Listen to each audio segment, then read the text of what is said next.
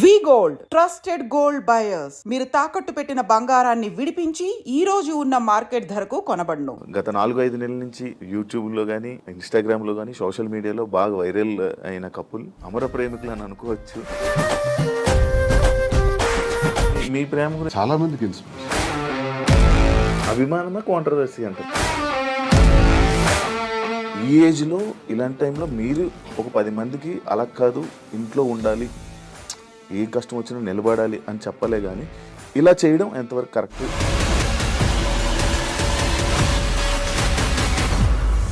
ఇందులో 20 ఏళ్లలో మా గొడవ అదే గొడవ. కానీ ఈ టైంలో కూడా ఇది ప్రజల్లోకి రావడం కరెక్ట్. 100 మెట్లు దిగే నేను ఆమెకు అంగీకరించాను. అప్పటికీ కాంప్రమైజ్ కాలేదు. ఆ తర్వాత తాళం వేసేస్తున్నారు ఇంటికి. ప్యాంటు షర్ట్ గాడంట, లుంగి షర్ట్ గాడంట.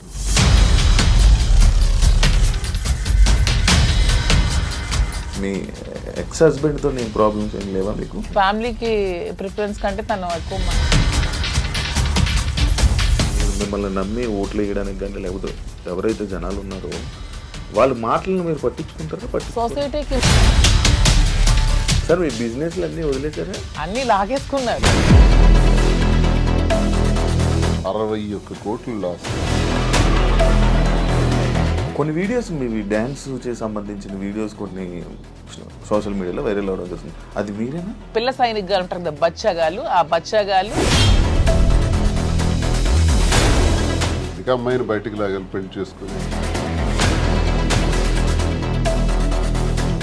మందు పెట్టి ఇలా చేయడం వల్ల, లేకపోతే ఈ ఏజ్ లోనే ఆయనకి అవసరం. ఎవడైతే క్వశ్చన్ అడిగాడో వాడు.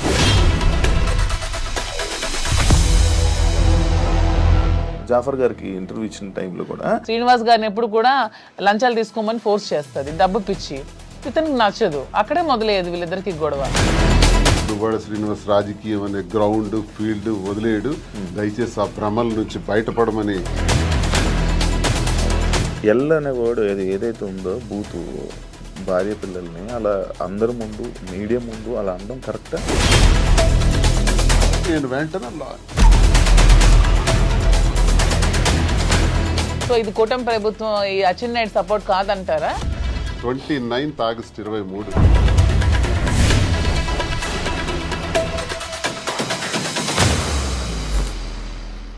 హాయ్ హలో నమస్తే, నేను మీ anchor Shiva. Welcome to iDream media. ఈ పాటికే నా ముందున్న గెస్ట్లు ఎవరో మీకు అర్థమైపోయి ఉంటుంది ప్రోమో చూడడం వల్ల. గత 4-5 నెలల నుంచి యూట్యూబ్లో కానీ ఇన్స్టాగ్రామ్లో కానీ సోషల్ మీడియాలో బాగా వైరల్ అయిన కపుల్ అమర ప్రేమికులు అని అనుకోవచ్చు. మాధురి గారు అండ్ దువ్వాడ శ్రీని గారు ఈరోజు మనతో ఉన్నారు. వాళ్ళిద్దరితో మాట్లాడి మనకి తెలియని విషయాలు తెలుసుకునే ప్రయత్నం అయితే ఈరోజు చేద్దాం. హాయ్ అండి, ఎలా ఉన్నారు? హాయ్ సార్, ఎలా ఉన్నారు? బాగున్నారా? February 14th వస్తుంది వ్యాలంటైన్స్ డే. దాని గురించి కూడా నేను లాస్ట్లో ఒక చిన్న ఇది ఉంది మీ ఇద్దరికి, దాని గురించి కూడా మాట్లాడదాం. హ్యాపీయా? Very very happy. మంచిగా ఆనందంగా ఉన్నారా? సంతోషంగా? ఆల్వేస్. ఎటువంటి ప్రాబ్లమ్స్ ఏం లేవా? ఏం లేదు.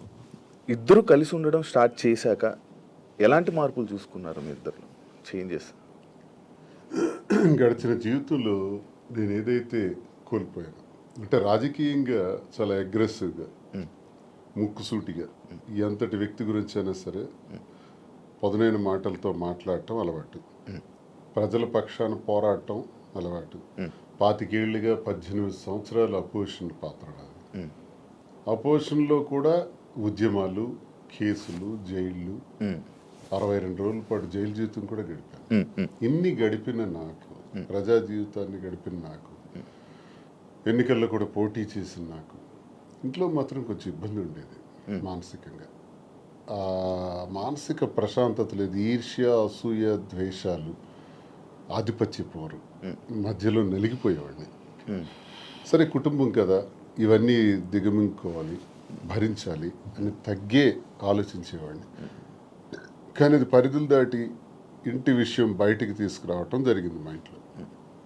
అది కార్యకర్తల వరకు, ప్రజల వరకు, ఆఖరికి అధిష్టానం వరకు, ఆఖరికి నా క్యారెక్టర్ అసాసినేషన్ చేసేంత వరకు. ఇలా వచ్చేటప్పుడు కొన్ని ఒంటరితనాన్ని నేను ఎదుర్కోవాల్సి వచ్చింది. ఇంటికి తాళం వేసేసుకోవడం, ఇబ్బందులు పెట్టేటప్పుడు మేమే రాజకీయాల్లోకి తీసుకొచ్చినటువంటి మా కుటుంబం నుంచి ప్రోత్సహించి మహిళల్లోనూ మంచి గౌరవం ఉన్నటువంటి సర్వీసెస్ ఎన్నో సొసైటీలో చేస్తున్నటువంటి మరి మాధురి లాంటి అమ్మాయి ఉంటే పార్టీకి బలం అవుతుందని తీసుకురావడం జరిగింది. తీసుకొచ్చిన తర్వాత ఆమె పనిచేసుకొని వెళ్తున్నటువంటి తీరులో భాగంగా మా కుటుంబం నుంచే పలు విమర్శలు ఎదుర్కొంటూ చాలా ఇబ్బందులు పడాల్సి వచ్చింది. ఏ తప్పు లేనప్పటికీ, ఏ వ్యవహారం మా మధ్యలో లేనప్పటికీ కూడా మా ఇద్దరిని కలుపుతూ మా ఇంటి నుంచే దుష్ప్రచారం స్టార్ట్ అయింది. ఆ పరిస్థితుల్లో ఆమెకు కూడా చాలా ఇబ్బందులు వచ్చాయి. సంఘపరంగా కానీ, కుటుంబ పరంగా కానీ, కన్నవారి దగ్గర, అత్తవారి దగ్గర అందరూ ఇబ్బందులు వచ్చి తను చాలా ఇబ్బందులు ఎదుర్కోవాల్సి వచ్చింది. ఈ ఇబ్బందుల్లో మీ కూడా నన్ను విడిచిపెట్టేయకుండా నాకున్నటువంటి వ్యక్తిగతంగా నేను ఒంటరిగా అయిపోయి మా పలాసాలలో ఉన్నప్పుడు కూడా నా భోజన వ్యవహారాలు కానీ, రాజకీయ వ్యవహారాలు కానీ అన్నీ కూడా చూస్తూ నాకు భరోసానిచ్చింది, ధైర్యంగా ఉంది. ఆ టైంలో నేను కూడా మాధురికి ధైర్యంగా ఉండాలి, ఆమె కూడా ఒంటరి అయిపోయింది, మా వల్లే కదా పోయింది. మా కుటుంబంలో అందరూ బాగానే ఉన్నాము, మా పిల్లలు బాగున్నారు, చదువుకున్నారు, డాక్టర్స్ అయ్యారు, ఆస్తులన్నీ కుటుంబానికి రాసేసాం. ఇలాంటప్పుడు ఈమె ఒంటరిగా ఇబ్బంది పడుతుంది అని నేను భరోసాగా ఉండటం, కలిసి ఉండటం. కలిసి ఉన్న విషయం రాజకీయాల్లో ఉన్నాం కాబట్టి రహస్యంగా ఉంచితే అది కుదిరే పని కాదు. రాజకీయాల్లో ఉండేటప్పుడు మన తాలూకు వ్యక్తిగత విషయాలను కూడా ప్రజలు గమనిస్తుంటారు. కానీ ఈ టైంలో కూడా ఇది ప్రజల్లోకి రావడం కరెక్ట్ విషయం కాదు కదా. అంటే మరి రహస్యంగా దాయటం వల్ల లాభం ఏంటి? అసలు మనకు జరిగినటువంటి విషయాన్ని ప్రజల ముందు చెప్పటం కరెక్ట్. నాకామె ఎవరో తెలియదు మాధురి అని నేను చెప్పొచ్చు, మా శ్రీనివాస్ ఎవరో నాకు తెలియదు అని మాధురి చెప్పొచ్చు. అందరు చేసే పని ఇదే. చాలా మందికి చాలా వ్యవహారాలు ఉంటాయి, బయట పెట్టుకోరు. కానీ మాదా పరిస్థితి కాదు. ఒక వ్యవహారం ఇతను ఇలా చేశాడు, ఇలా ప్రవర్తించాడని ఇంటి నుంచే అబ్జెక్షన్స్ వచ్చి గొడవలు పెట్టి దాన్ని రచ్చ చేసేటప్పుడు ఆ మీడియా ముందు నేను కూడా ఫ్యాక్ట్స్ చెప్పాలి. ఎస్, మేము ఈ పరిస్థితుల్లో కలవాల్సి వచ్చింది, మేము కలిసిన ఈ పరిస్థితుల్లో మేము ఈ నిర్ణయం తీసుకోవాల్సి వచ్చింది, మా నిర్ణయం ఇది అని స్పష్టంగా గత 4 నెలల క్రితమే మీడియా ద్వారా పబ్లిక్కి తెలియజేసాం. ఈ విషయం టెక్కల ప్రజలందరికీ తెలుసు, శ్రీకాకుళం జిల్లాలో తెలుసు, రాష్ట్ర ప్రజలకు తెలిసేటప్పుడు కొంత లేట్ అయింది. ఇది వాస్తవాలని మేము చెప్పాం, చెప్పి నిర్ణయం తీసుకున్నాం. నిర్ణయం తీసుకునే దానిలో చాలా ఒడిదుడుకులు వస్తాయి. ఆ ఒడిదుడుకులను ఎదుర్కొంటాం ధైర్యంగా. మాకున్నటువంటి బాధ్యతలు కూడా ముఖ్యంగా ఉన్నాయి. పిల్లలు, ఆమెకు నాకు కలిపి 5 పిల్లలు. 5 పిల్లల్ని కూడా జాగ్రత్తగా చూసుకోవాలి. వాళ్ళకి వాళ్ళ జీవితాలని, వాళ్ళ చదువులు, వాళ్ళ ఆర్థిక పరిస్థితులు ఎటువంటి ఇబ్బంది లేకుండా చూడాలన్నది మా మొదటి నిర్ణయం. వాళ్ళకు భరోసాగా ఉండాలని. 2, ప్రజలే ఊపిరిగా, రాజకీయమే ఊపిరిగా బ్రతుకుతున్నటువంటి మాకు, మా మీద నమ్ముకున్నటువంటి ప్రజలు, కార్యకర్తలు, అభిమానులు అందరూ ఉన్నారు. వాళ్ళందరినీ కూడా ఒక కంట కనిపెట్టి జాగ్రత్తగా వాళ్ళని చూసుకోవాల్సిన బాధ్యత కూడా మాకుంది. ఈ 2 నిర్ణయాలు తీసుకుని ఈ 2 సమపాళ్లలో చూసుకుంటూ ముందుకెళ్ళాలని మేము నిర్ణయం తీసుకున్నాం. సరే, చాలా హడిల్స్ ఫేస్ చేసాం. Now we are very happy. Actually ఇప్పుడు మీరు చెప్పిన విషయంలో ఇది చూసుకుంటే స్టార్టింగ్ మానసికంగా దానికి ఇంట్లోనే నాకు పీస్ఫుల్ లేకపోవడం వల్ల దీనివల్ల ఈ డిసిషన్ తీసుకోవాల్సి వచ్చింది. అంటే ఈ డిసిషన్ తీసుకున్నారా, లేకపోతే ఇంట్లోనే ఏమైనా అంతా మిమ్మల్ని బాధ పెట్టి ఇబ్బంది పెట్టి అంటే వాళ్ళే కావాలి అని అన్న వెర్షన్ కూడా కొన్ని వీడియోస్లో మనకు కనబడుతుంది. అంటే మిమ్మల్ని కావాలనుకుంటున్నారు, పిల్లలు కానీ లేకపోతే వైఫ్ కానీ కావాలనుకుని అంత ఫైట్ చేసినట్టు మాకు కనిపించింది. మళ్ళీ మీరు చెప్తుంది ఇంట్లో ఇలా ఇబ్బందులు ఉన్నాయి, అందుకు మానసికంగా నాకు లేకపోతే స్ట్రెస్ లేకపోతే ఇవన్నీ ఉండడం వల్ల నేను ఈ స్టెప్ తీసుకున్నాను అంటున్నారు. అంటే ఈ ఏజ్లో ఇలాంటి టైంలో మీరు ఒక 10 మందికి అలా కాదు, ఇంట్లో ఉండాలి, ఏం కష్టం వచ్చినా నిలబడాలి అని చెప్పలే, కానీ ఇలా చేయడం ఎంతవరకు కరెక్ట్ అనేది ఆడియన్స్. ఎంతోమంది జీవితాలకి ఎన్నో గొడవలు ఇలాంటివే నా దగ్గరికి వస్తే సర్దుబాటు చేసి సరిచేసి పంపినవాడిని. ఎన్నో కుటుంబాలను లైనప్ చేసేవాడిని. అది లైనప్ చేసే దానిలో ఆర్థిక ఇబ్బందులు ఉన్నా సరే వాళ్ళకి తోడ్పడి నిలబెట్టినటువంటి పరిస్థితి. నాకే ఇటువంటి పరిస్థితి వస్తాయి. ఇప్పుడు కుటుంబం అన్నాక, వివాహ జీవితం అన్నాక ఎన్నో సమస్యలు వస్తాయండి. ఆ సమస్యలన్నింటిని ఎదుర్కొనే ముందుకు అడుగు వెయ్యాలి. అదే కుటుంబ జీవితం అంటే, అదే వివాహ వ్యవస్థ అంటే. ఇవన్నీ బాగా తెలిసిన వాళ్ళని. కానీ నా పరిస్థితి ఏంటంటే ఆధిపత్య పోరు. ఇప్పుడు ఫర్ ఎగ్జాంపుల్ ఎమ్మెల్యేగా నేను పోటీ చేస్తుంటాను, ఆ టికెట్ నాకు కావాలి. వ్యాపారాల్లో పీక్స్కుంటాను, ఆ వ్యాపారం నా పేరును ఉండాలి. ఇది ఒక విచిత్రమైన కోణం అనమాట. కుటుంబం గురించి జరిగే చర్చ కాదు, ఆధిపత్యం గురించి జరిగే చర్చ. భర్త అయితే ఏంటి, భార్య అయితే ఏంటి అనుకుంటే గొడవే లేదు. ఉదాహరణకు రాజశేఖర రెడ్డి గారితో నేను అడుగులు వేశాను. విద్యార్థి దశ నుంచి ఆయనతోనే నా జీవితం ప్రారంభమైంది. నాకు జిల్లాకు కూడా పరిచయం చేసిన దువ్వాడ శ్రీనివాసన్ రాజశేఖర రెడ్డి గారు. సార్తో అంత చనువుగా ఉండేవాళ్ళం. పాదయాత్ర గట్టిగా ఆర్గనైజ్ చేశాను. ఆ పాదయాత్రలోనే హరిశ్చంద్రపురంలో నువ్వు పోటీ చేయి ఎర్రన్నాయుడికి వ్యతిరేకంగా నాకు టికెట్ కూడా డిసైడ్ చేసేసాను. చేసినప్పుడు సరేలేని ఇంకా నేను ఆ బిజీలో ఉంటుండగా వాణి తండ్రి రాజశేఖర రెడ్డి గారి దగ్గరికి వెళ్ళి ఆ టికెట్ మాకు ఇవ్వాలి, లేదంటే మేము ఇండిపెండెంట్గా వేస్తాం. అప్పుడు రాజశేఖర రెడ్డి గారు స్టేట్లో నా ఒక్కడికి ఒక బ్లాంక్ బీఫామ్ ఇచ్చారు. నీ పేరు రాసుకుంటావో నీ వాణి పేరు రాసుకుంటావో నీ ఇష్టం, కానీ ఏదైనా జరిగితే నిన్నే నేను అడుగుతా, ఎలక్షన్ గురించి నీతోనే మాట్లాడుతూ, you are the incharge of the constituency అన్నారు. సరే ఆ బాధ్యత అప్పచెప్పారు సార్ అని నేనేం చేశానంటే డి వాణి అని పేరు రాసి ఇచ్చాను. అది 2004 సంవత్సరం, ఇది 2024 సంవత్సరం. ఈ ఎన్నికల మధ్యలో 20 ఏళ్లలో మా గొడవ అదే గొడవ. ఆ గొడవ వల్ల మాకు మనశ్శాంతి ఉండేది కాదు ఇంట్లోకి అడుగు పెట్టంగానే. నేను చిత్తడి నేలల కోసం, రైతుల కోసం, మత్స్యకారుల కోసం, స్వదేశీ మత్స్యకారుల కోసం ఒక 7-8 సంవత్సరాలు ఉద్యమాల్లో ఉండేవాడిని. ఆ ఉద్యమాల్లో నా మీద కేసులు, 18 కేసులు, 62 రోజులు జైలు జీవితం, నా మీద ఫైరింగ్ ఆర్డర్స్, ఇదంతా ఒక జీవితం. వీటన్నింటికి కూడా ఇంట్లో నుంచి సపోర్ట్ ఉండేది కదా. జైల్లో ఉండేటప్పుడు కూడా నన్ను పరామర్శించడానికి కూడా వచ్చే పరిస్థితి ఉండేది కాదు. ఇవన్నీ అనుభవించినా నా గుండెల్లోనూ దాచుకున్నాను. లాస్ట్కి మాధురేనే అమ్మ ఇప్పుడు 28 ఏళ్ల నా జీవితంలో, 25 ఏళ్ల నా రాజకీయ జీవితంలో ఎప్పుడు నా దగ్గరికి మహిళలు రాలేదా? నేను ఎప్పుడైనా ఎవరితోనైనా అసభ్యంగా ప్రవర్తించానా? ఎవరితోనైనా అసభ్యంగా బిహేవ్ చేయలేదు కదా. మరి ఎందుకు ఇప్పుడే వచ్చింది నా మీద? ఎప్పుడు లేనిది ఇప్పుడేందుకు క్రియేట్ చేశారు? కేవలం ఇది రాజకీయంగా వాడుకోవాలి, అంటే నన్ను బదనాం చేయాలి. అంటే మీ ఇద్దరు రిలేషన్లో ఉన్నారని ఫస్ట్ రూమర్ స్టార్ట్ చేశారా? మీకు లేకపోయినా కూడా స్టార్ట్ చేశారా? తను రాజకీయంగా వచ్చింది, నేను రాజకీయంగా ఉన్నాను. ఓకే. ఇలా వస్తున్న వాళ్ళందరి మీద రూమర్స్ క్రియేట్ చేసేయచ్చా? ఓకే. అది ఇంట్లో నుంచి క్రియేట్ అయితే ఎంత పెద్ద సమస్య అవుతుంది. అది తప్పని చెప్పకుండా ఒకటి టికెట్ కోసం ప్రాధాన్యత, టికెట్ కోసం ఒక ప్రయత్నం. ఈ ప్రయత్నాలు నేను ఎలా తట్టుకోవాలి? పిల్లల్ని అల్లారు ముద్దుగా పెంచి, గుండెల మీద పెంచి, ఒక స్థాయికి తీసుకొచ్చి, కుటుంబాని కోసం తలగ్గి, ఆఖరికి టికెటే కదా కావాలి. అధిష్టానాన్ని నేను రిక్వెస్ట్ చేసా, టికెట్ ఆమెకి ఇచ్చేయండి అన్నాను. నేనే తగ్గిపోయాను. అప్పుడు వాణికి అధిష్టానం ద్వారా టికెట్ నేనే ప్రకటింపజేశాను. కానీ మళ్ళీ ఆమె గ్రాఫ్ కోల్పోయిన తర్వాత మళ్ళీ ఆ టికెట్ నాకే రావటం, నేనే పోటీ చేయాల్సిన అవసరం వచ్చింది. సో 100 మెట్లు దిగే నేను ఆమెకు అంగీకరించాను. అప్పటికీ కాంప్రమైజ్ కాలేదే. ఆ తర్వాత తాళం వేసేస్తున్నారు ఇంటికి. ఆ ఇంటికి తాళం వేసేటప్పుడు తలుపులు తన్నుకుని లోపలికి వెళ్ళలేక కాదు, అసలు మనసులో ఏం నడుస్తుంది? టికెట్ కావాలని టికెట్ తీసుకున్నారు, ఇంటికి తాళం వేశారు, సమాజంలో అభాస్పాలు చేశారు. ఇంక నేను ఎలా బ్రతకాలి? కారులో 7-8 రోజులు పడుకున్నాను. ఆఖరికి మా మదర్ దగ్గర వెళ్ళి ఒక 1 ఏడాది కాలం పట్టున్నాను. ఇవన్నీ టెక్కల ప్రజలకు తెలుసు, ఇవన్నీ మీలాంటి వాళ్ళు ఎంతమందికి తెలుసు?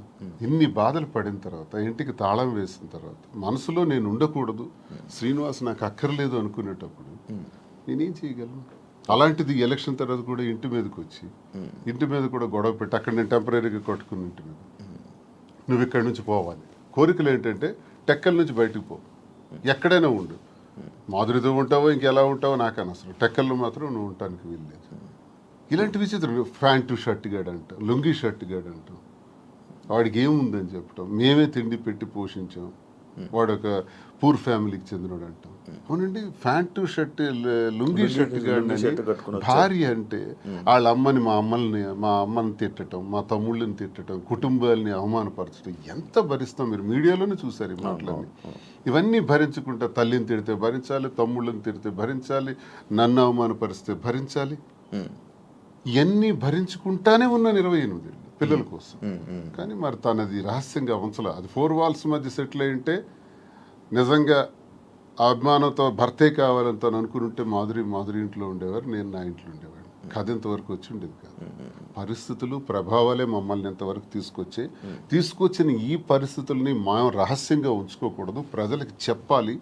ప్రజలకు వాస్తవాలను తెలియజేస్తే, వాస్తవాల ద్వారా వాళ్ళు మంచి చెడులను గ్రహించి ప్రజలే దేవుళ్ళని నమ్మిన నేను ప్రజలకు ఇవి నేను తెలియజేస్తే వాళ్ళే మనకు అగ్రభాగాన్ని కూర్చోబెట్టగలరు, లేదా అధోపాతాళానికి తొక్కేయగలరు. ప్రజలకు ఆ శక్తి ఉంది. కాబట్టి ప్రజలకే చెప్తే నాకు న్యాయం జరుగుతుందని నేను నమ్మాను. నమ్మి ప్రజలకు మేమిద్దరం కూడా వాస్తవాలు తెలియజేస్తాం. మా పరిస్థితికి ఇలా ఉండడానికి మా ఈ పరిస్థితులు, ప్రభావాలే కారణం. ఆ కారణం నేను ఒంటరి, తను ఒంటరి, రోడ్డు మీద నిలబడాల్సిన పరిస్థితులు వచ్చేటప్పుడు ఒకరికొకరు భరోసాగా నిలబడ్డాం. ఆ భరోసా ప్రేమగా మారింది. ఓకే, మీరు అప్పటికి ఒంటరిగా ఉండేవాళ్ళ, మీ హస్బెండ్ గారు ఉండేవాళ్ళ విన్నాను.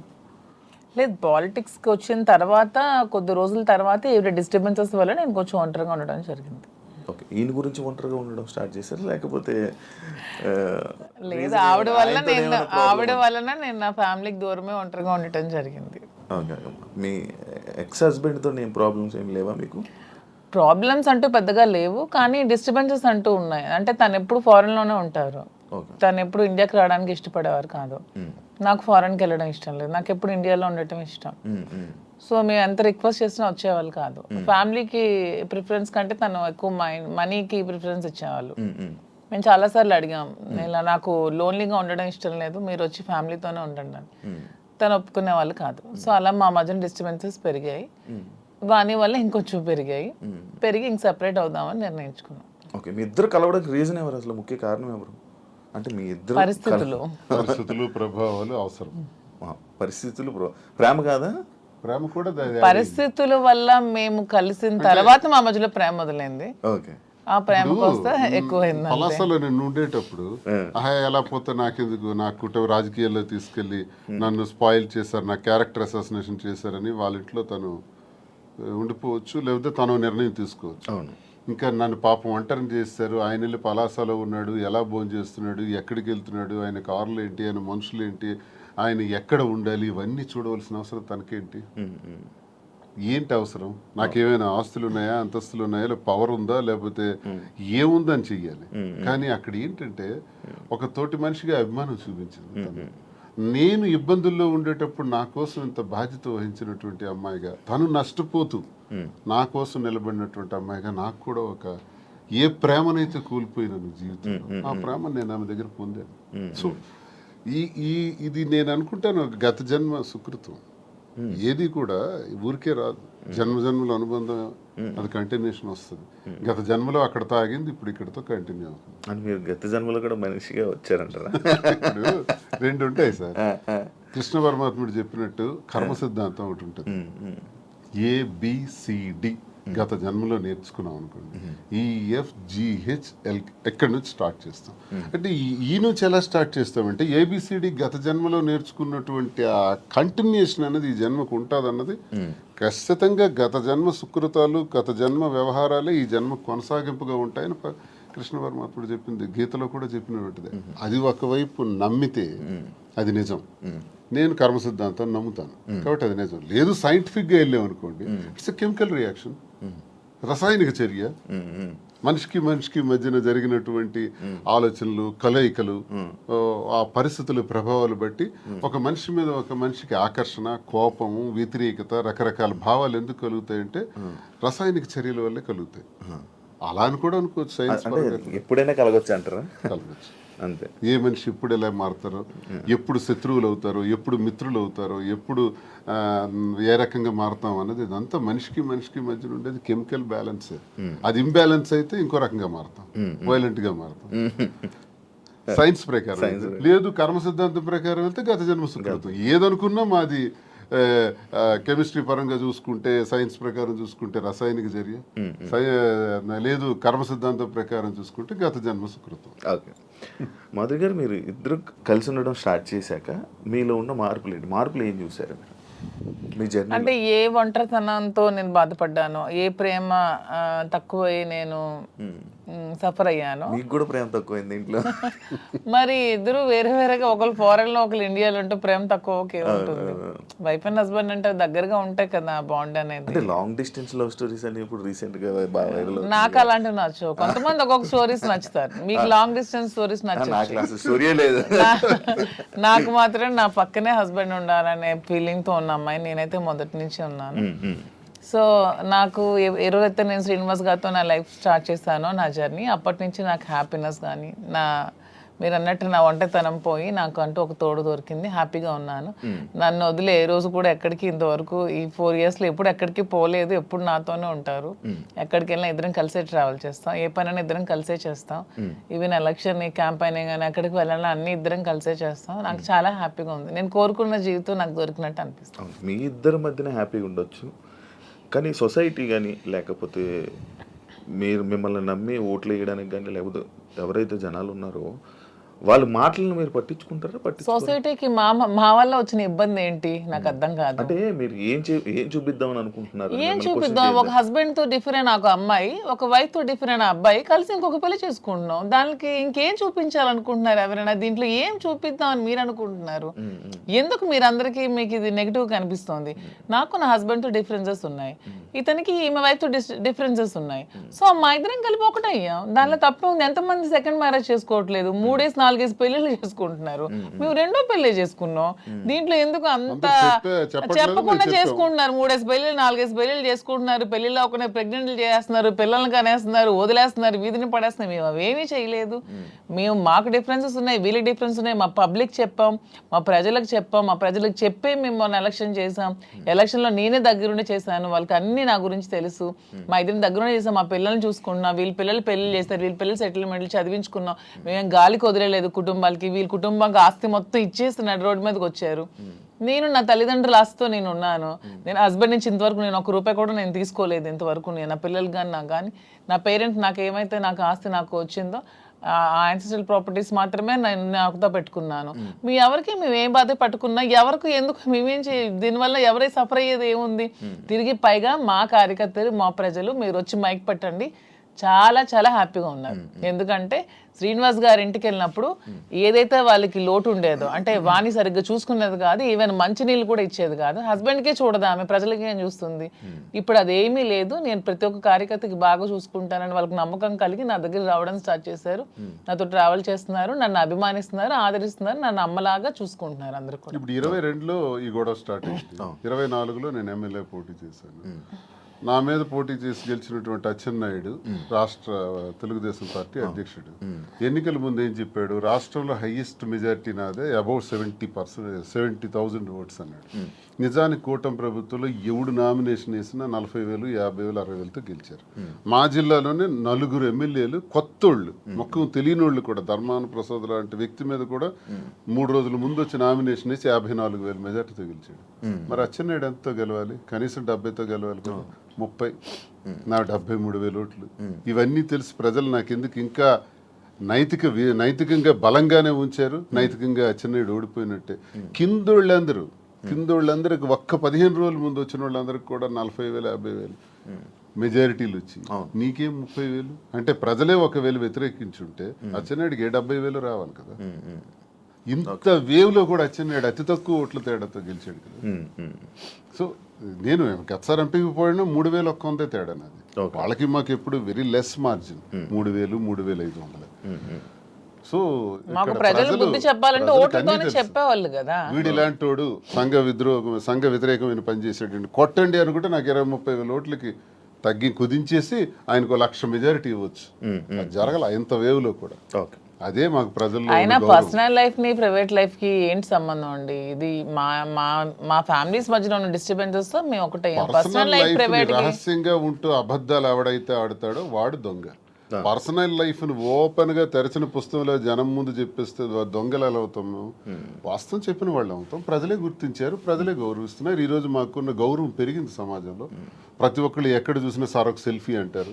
కార్లను ఓవర్టేక్ చేసుకుని స్పీడ్గా వచ్చి ఫోటో కావాలని అడుగుతున్నారు. డాక్టర్స్, ఇంజనీర్లు, పెద్ద పెద్ద ఎంప్లాయీస్, ఉన్నత స్థాయి వాళ్ళు, పోలీస్ ఆఫీసర్స్, పెద్ద పెద్దోళ్ళు కూడా.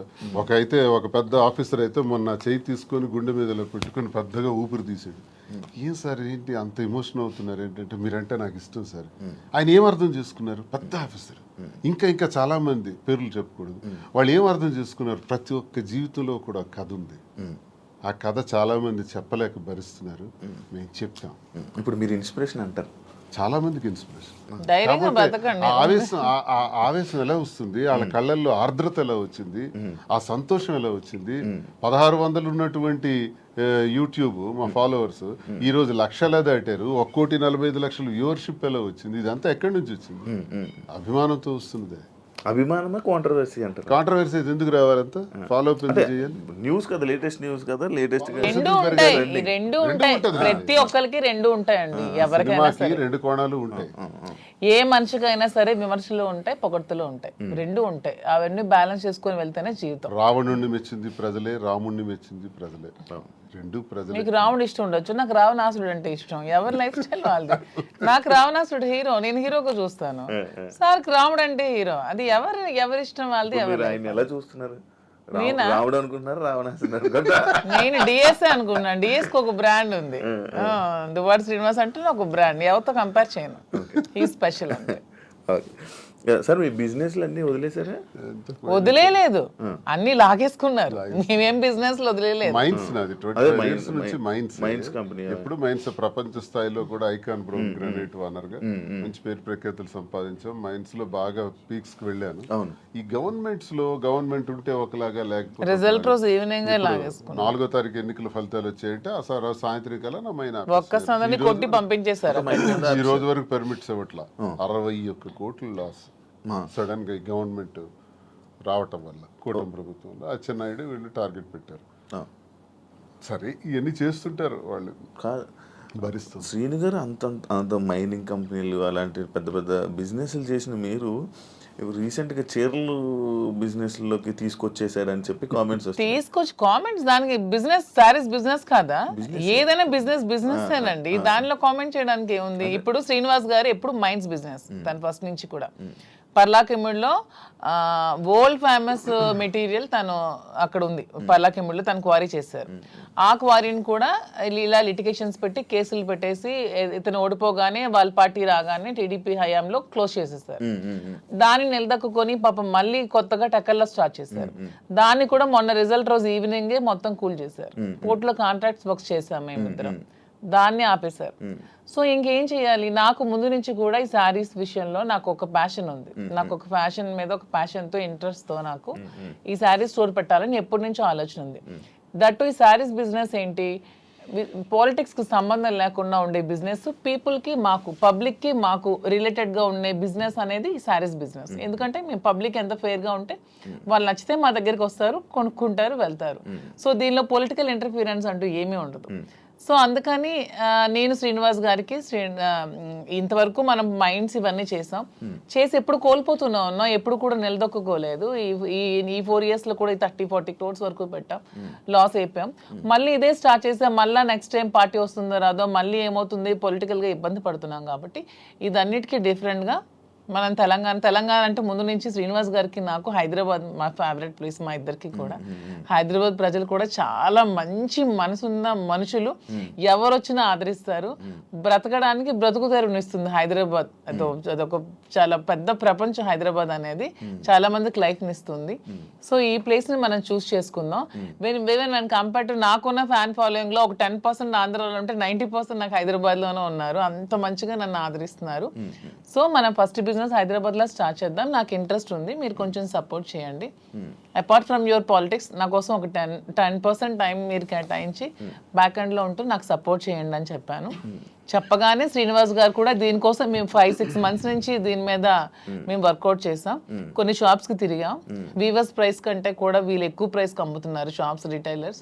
అవన్నీ బ్రేక్ డౌన్ చేసి పబ్లిక్కి మనకు గుడ్ రిలేషన్షిప్లా ఉండాలనే ఆలోచనతో డైరెక్ట్గా వీవర్స్ దగ్గరికి వెళ్ళి మాట్లాడి మేమే మగ్గాలు అవి ఏర్పాటు చేసుకొని మేమే మెటీరియల్ ఇస్తూ వీవర్స్ని కూడా బ్రతికిద్దామనే ఆలోచనతో వాళ్ళతో శారీస్ మేమే దగ్గరుండి వీవింగ్ చేయించుకొని ఆ ఓవెన్ శారీస్ని పెట్టి మేము శారీ స్టోర్ పెట్టి ఓపెన్ చేసి ప్రజలందరికీ కూడా క్వాలిటీతో అండ్ తక్కువ ప్రైస్లో ఇద్దామని నిర్ణయించుకొని ఈ శారీ స్టోర్ అనేది ఓపెన్ చేస్తున్నాం. ఫస్ట్ బ్రాంచ్ మదీనాగూడలో స్టార్ట్ చేస్తున్నాం.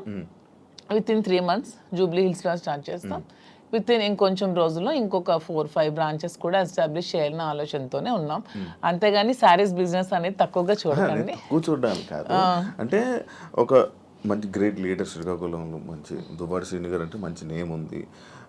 అంత లీడర్లా ఉండేవాళ్ళు. ఆయన నోట్లో నుంచి ఎప్పుడు లైక్ జనాల దగ్గరికి వెళ్ళి అవి ఇవి వినేవాడు. కాకపోతే మైనింగ్ కంపెనీ బిజినెస్ చేసేవారు, ఒక మంచి బిజినెస్ మ్యాన్ అనుకునేవాళ్ళం. కానీ అలాంటి ఆయనతో నోట్లో నుంచి మేము ఇలా శారీ బిజినెస్ చేయబోతున్నాం నా కోసం? ఇలా చెప్తుంటుంటే ఎలా ఉండే ఆయన్ని ఎలా చేశారు ఎలా ఉండే ఆయన ఎలా చేయడం. బిజినెస్ అనేది ఏదైనా బిజినెస్, అది ఏదైనా చిన్న ప్రొడక్ట్ అయినా పెద్ద ప్రొడక్ట్ అయినా బిజినెస్ అనేది బిజినెస్ కింద క్యాలిక్యులేట్ చేయాలి. అది చీర జాకెట్టా లేకపోతే ఇంకేంటా అని చూడకూడదు. బిజినెస్ నాకు దీంట్లో ఇంట్రెస్ట్ ఉంది, ఇంతవరకు మైండ్స్ లో అతనికి ఇంట్రెస్ట్ ఉంది, మైండ్స్ వల్ల కోల్పోయాం. సో నా ఇంట్రెస్ట్ ఒకసారి వచ్చి చూడండి, చేద్దాం. మీకు తనకి ప్రజలే ఇష్టం, తనకి ప్రజాజీవితం ఇష్టం, ఇది కూడా ప్రజలకు లింకప్ అయ్యేది.